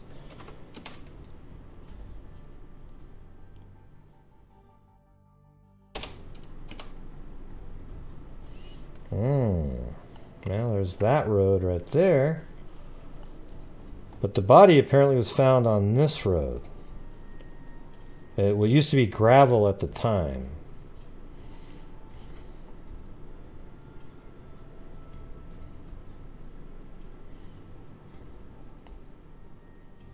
You gonna go to bed, Lanky Tor? Good night. Yeah, I know, Westby. Yeah, we're there. Yep, we got it. Yep. Yeah, we know that. I'm just trying to find the address, because apparently it was near the barn of a person named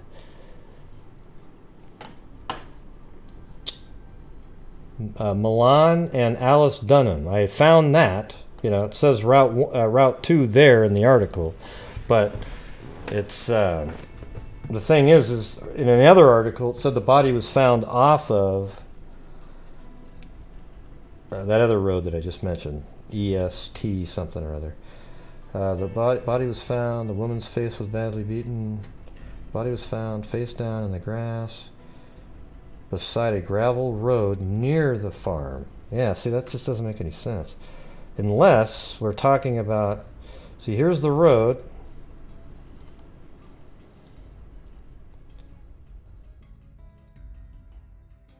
Right there. And then maybe See, this Estofia Road is really short. It only goes to like right there. Unless it continues. Does it continue up there? What is this road? No, that's Etland Road. And then this road here is Etland Road. So that Estofia Road ends right there. It just stops. It becomes two different roads as it branches off. And then this direction here, it looks like it does something similar. Well, that's Estofia Road there. Okay, well, let's see then. And that's Estofia Road. And then it appears to stop right there. So, I mean, if I was going to draw a map of Estofia Road, it would go like this. Apparently.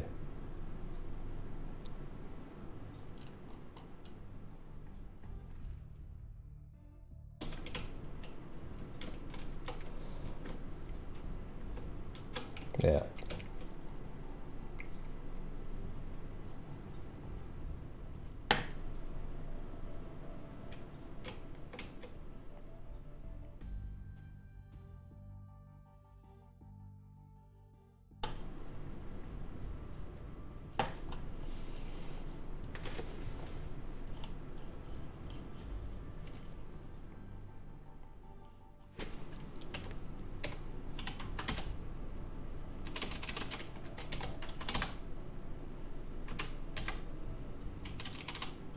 Yeah. It doesn't have a Route 2 in there.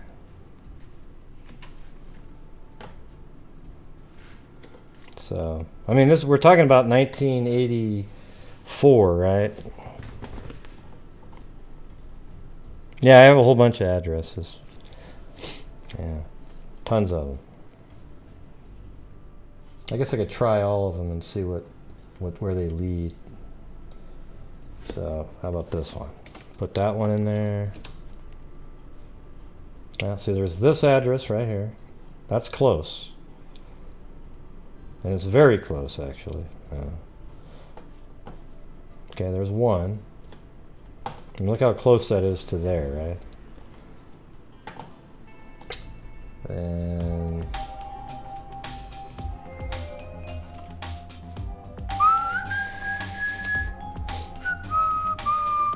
this is probably the same one. They just had a different wording on it.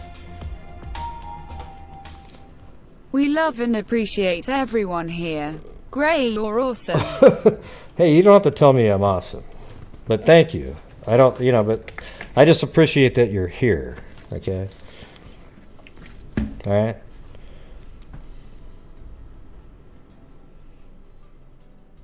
I mean, tonight I'm just trying to figure some stuff out.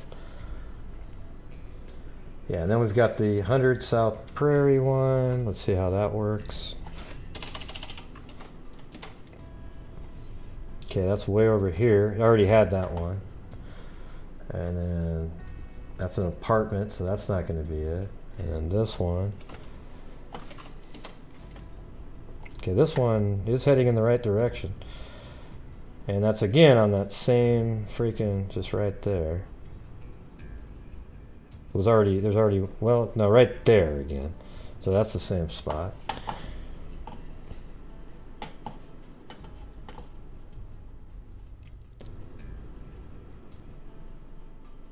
How long they retain the Doe bodies in coal? I don't know. I think a lot of times they bury the bodies and then they repeatedly exhume them over the years as technology advances.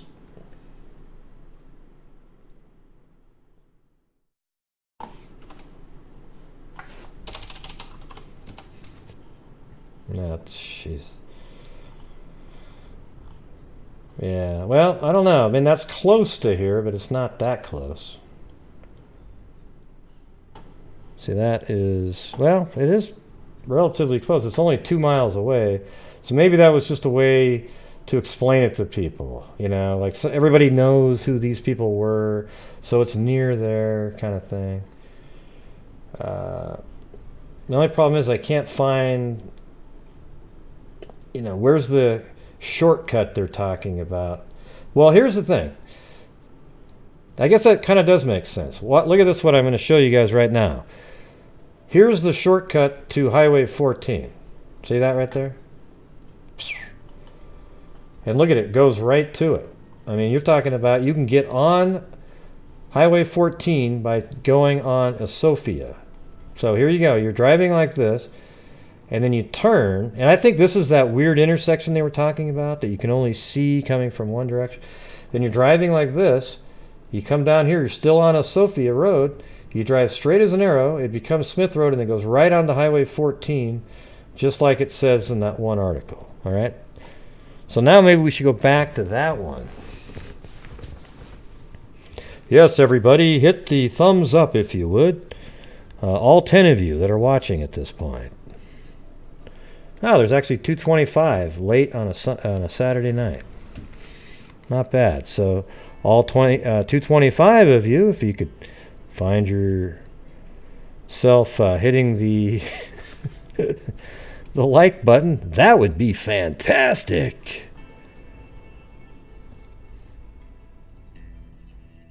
And as a matter of fact, hit the like button, hit the like button, hit the like button, hit the like button, hit the like button, hit the like button, hit the like button, hit the like button, hit the like button, hit the like button, hit the like button, hit the like button, hit the like button, hit the like button, hit the like button, hit the like button, like button. Does that make you subliminally hit the like button, even if you didn't want to? Just be honest.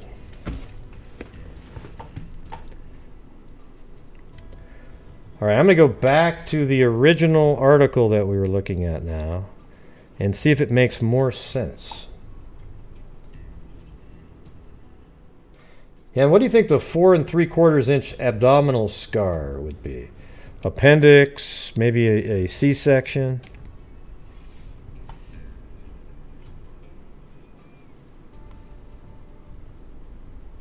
Man, I don't think anybody's going to recognize that.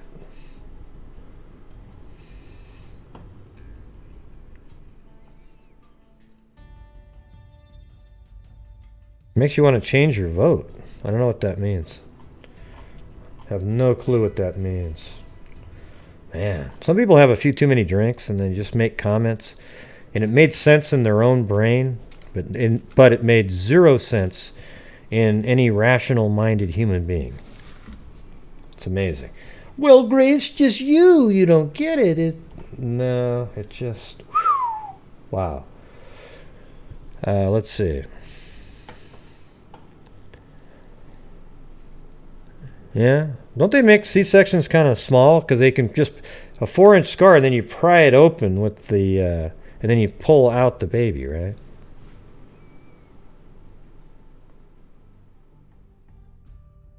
Yeah. So I wonder what the scar is for then.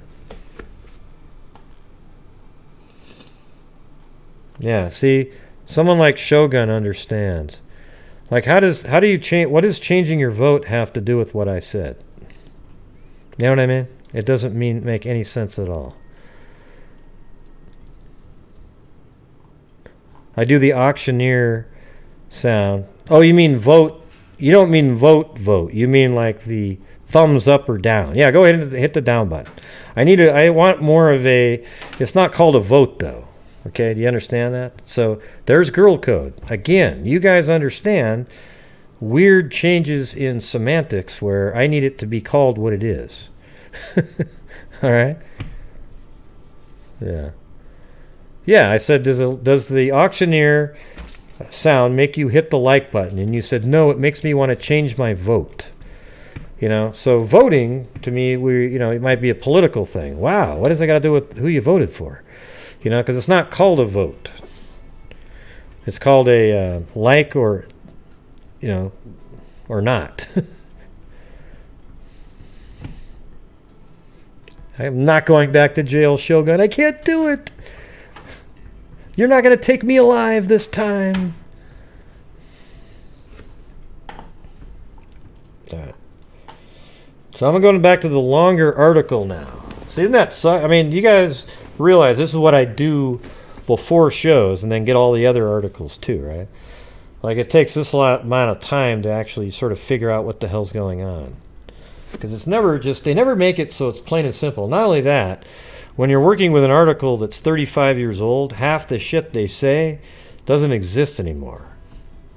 So now let's look at this again.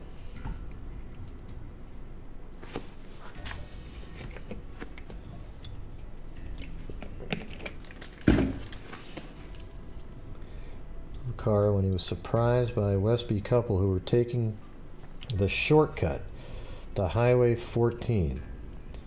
He must have gotten her back into the car. So it sounds like, see, here's what I think. That this is the shortcut. They're driving like this, and then they see this person, and then they keep driving, but then he puts her back in the vehicle, and then later dumps her somewhere else on this road. You know, it could even be up here though. Like, what's the name of this one? Old Line Road. And so what was the other article talking about the first crime scene? No, I don't think so. For one thing, the sheriff thinks the man killed her somewhere in a 150-mile radius of Vernon County and drove the body into the county via Highway 14 from La Crosse. Okay, well, let's see where La Crosse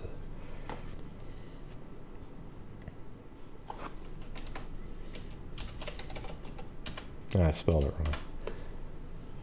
Did I spell that wrong again? Man, was it just one F? No, La C-R-O-S-S-E. I spelled it right the first time. But there's a space there and then an E.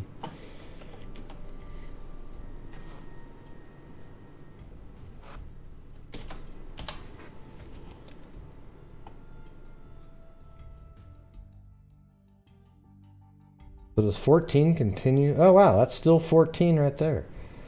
Look at that. That's still 14.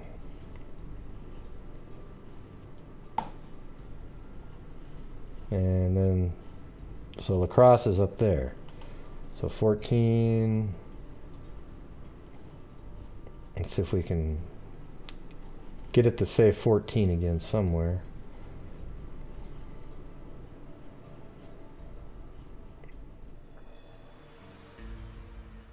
Well, I know that's 14 right there. And then is that 14?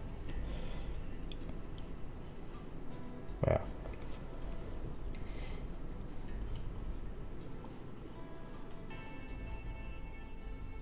It sucks how it doesn't keep the, you know, you have to zoom in at certain levels and then it pops there. See, now it says 14 there, right? Then you go out to here and then 14 disappears and it's 61. You know, and then you zoom in and then it's gone all of a sudden. So you can see 14 underneath there, right there. See that? It's crazy.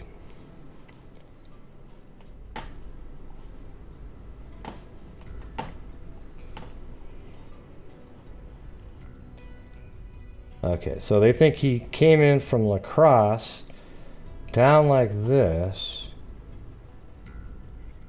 and then headed down. Somehow he ended up down on that road somewhere on East Sophia Road.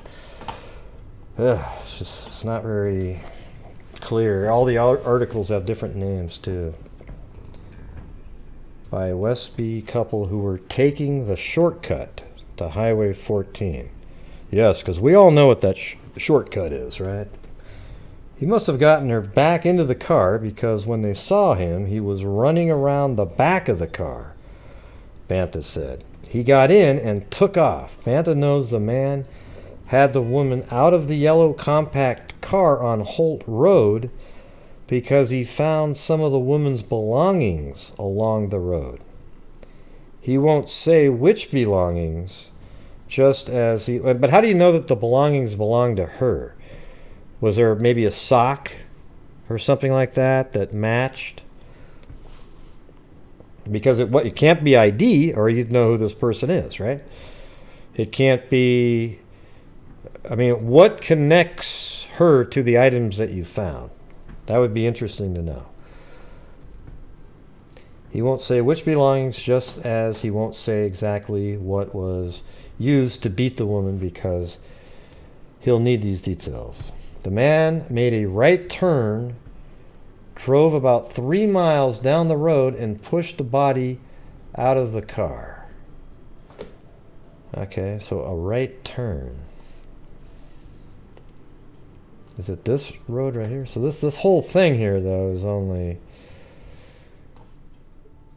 Yeah, so it's only 2.6 miles of this. So I have no idea. I'm going to look more into this, see if I can find some better information somewhere, because it's pretty poor. As a matter of fact, let me go out and see if the...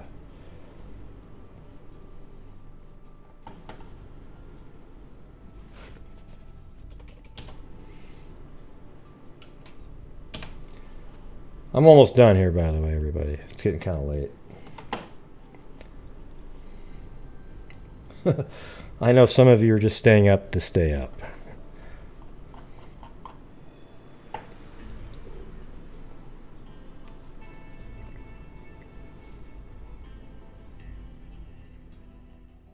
Yeah, well, send it to me.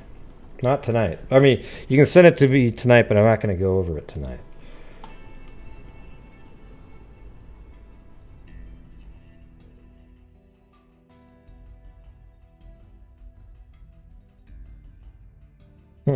Looks like he's actually working with the skull right there.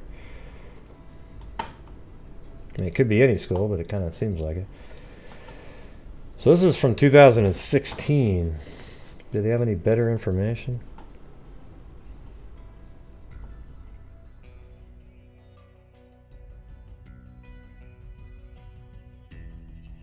Upon receiving the woman's skull, Falsetti and the student of his removed the soft tissue from it and then reconstructed the skull at the lab. From there, Falsetti's wife, Katyana, who works at Maricopa County Attorney's Office, used 3D technology to reconstruct the woman's face and place it into an updated digital image. That's interesting. So that's where they came up with this image right there. That's a little bit more normal looking than that sketch, don't you think?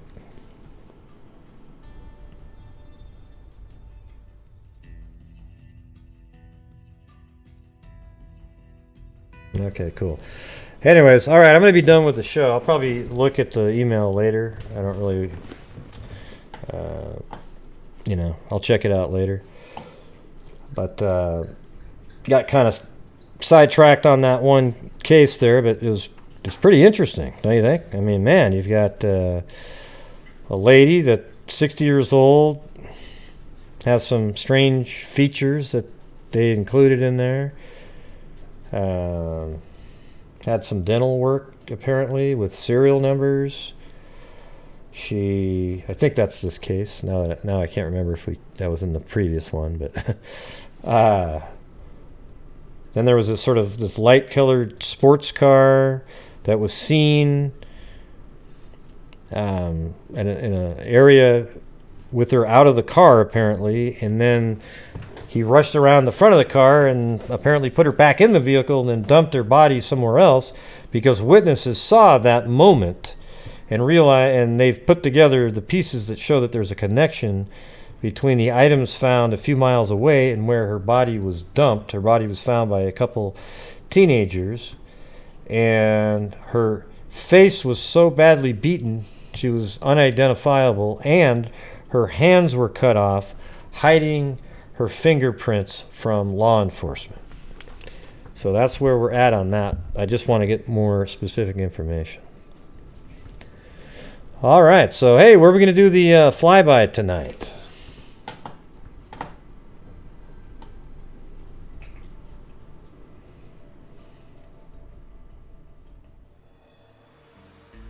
Anybody have any ideas?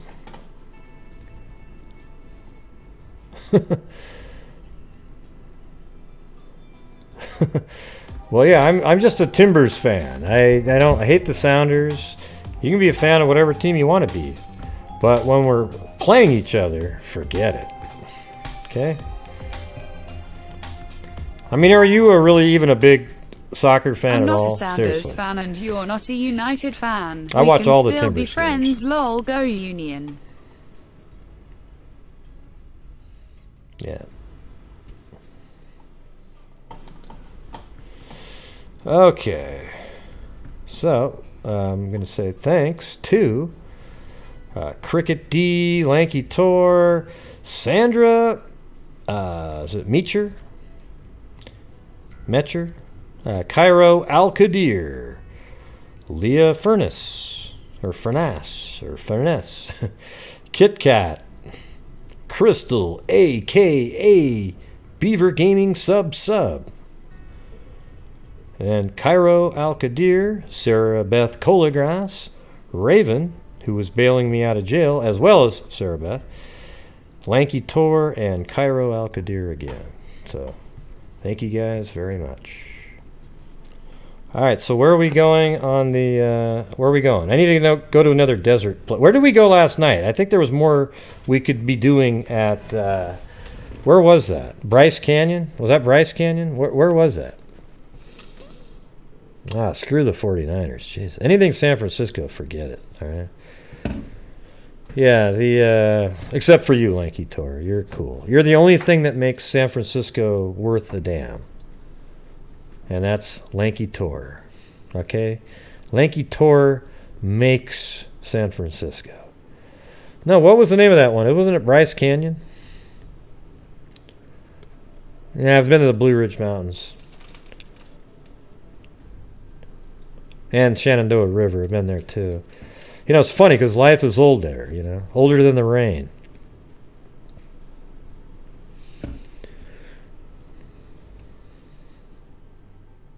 No, I want to go where did we go last night at the end of the show? I want to go back there again. Because there was so much more to fly through.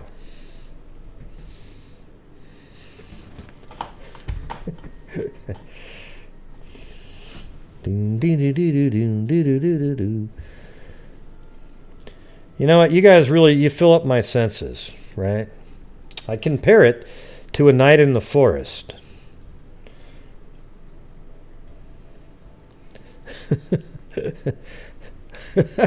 What do you mean? I said you make San Francisco, Lanky Tor. Yeah, Bryce.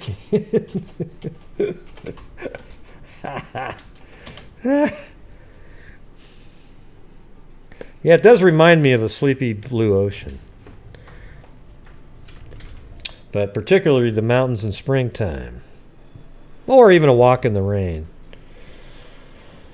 Let's see. Yeah, that's it. I mean, you gotta admit, like, this is the craziest looking place ever. Look at that. Come on. Let's not kid around here. This is... So I'm gonna do like a nice little reveal shot right off the mountain here, don't you think?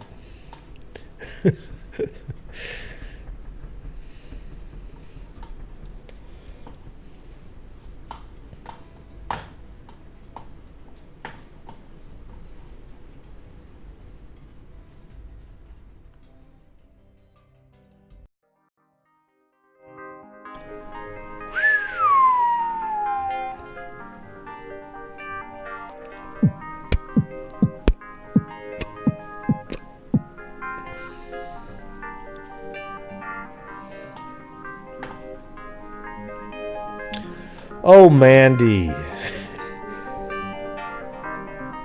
You know what's cool about Mandy? She always came over and she gave without taking.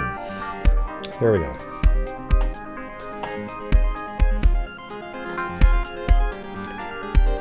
Woo!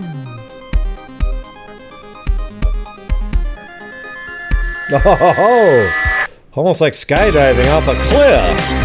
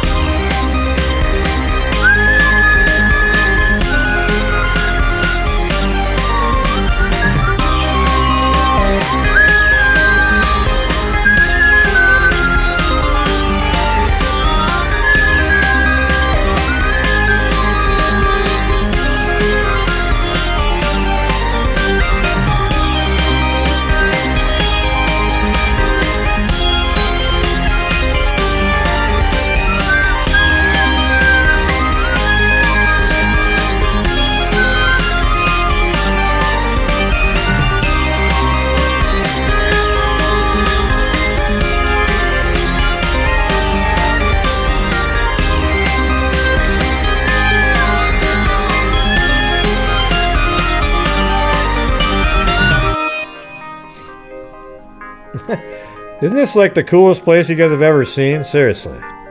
Seriously. Let's not kid around. I mean, this almost looks like it'd be hard to make.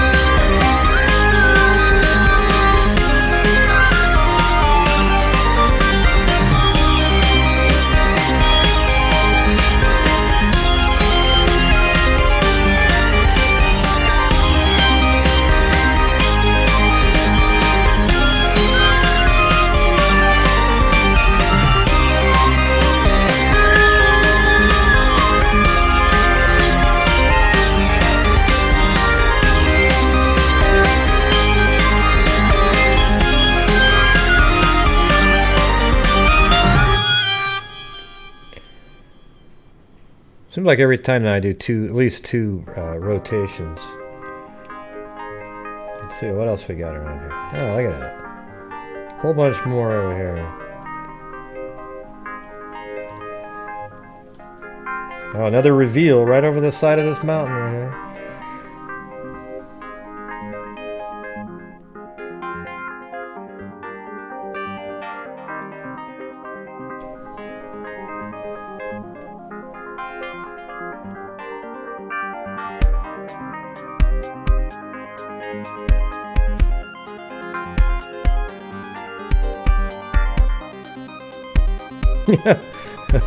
Lanky Tor is the kindest, okay?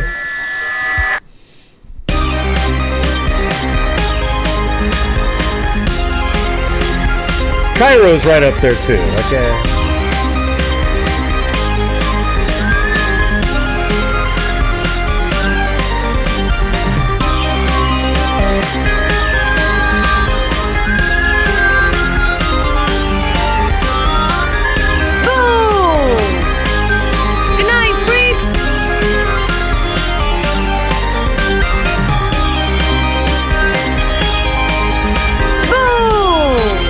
Sassmere, you're nice too, Sassmere. So is delusional lucidity. Who the hell isn't nice? Come on, Emerald City, come on. Good one.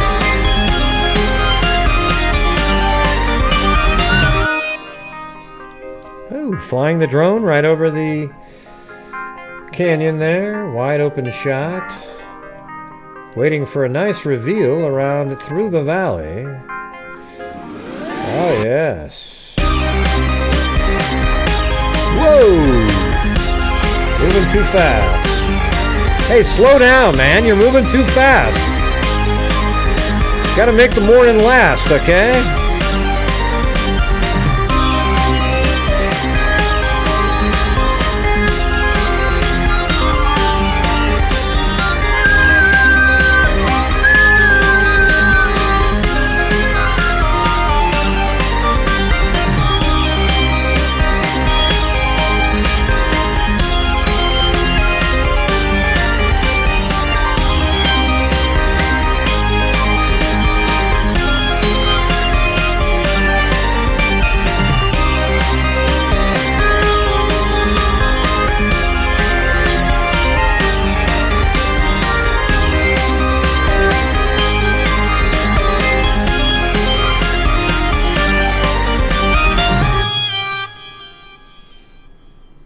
Yeah, I could just keep flying around. It's crazy.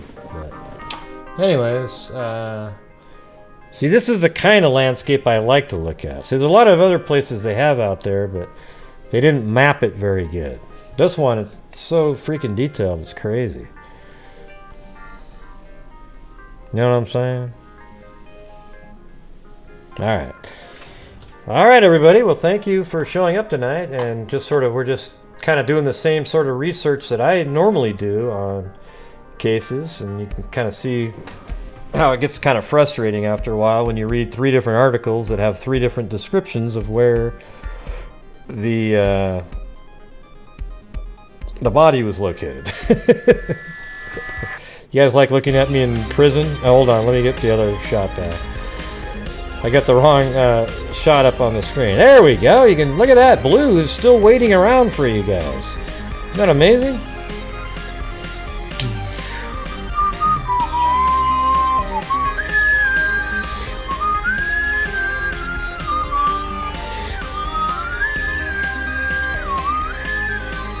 Yeah, didn't mean to put myself in jail. All right, everybody, thank you for showing up tonight. And probably be on tomorrow at some point. I'm going to try to check out the email by Delusional Lucidity and see if it clarifies anything. If not, I'll try to find it some other way. All right, everybody, so thank you for showing up tonight. Hit that like button on the way out the door if you would. I'd appreciate it. And until next time, everybody, be safe out there.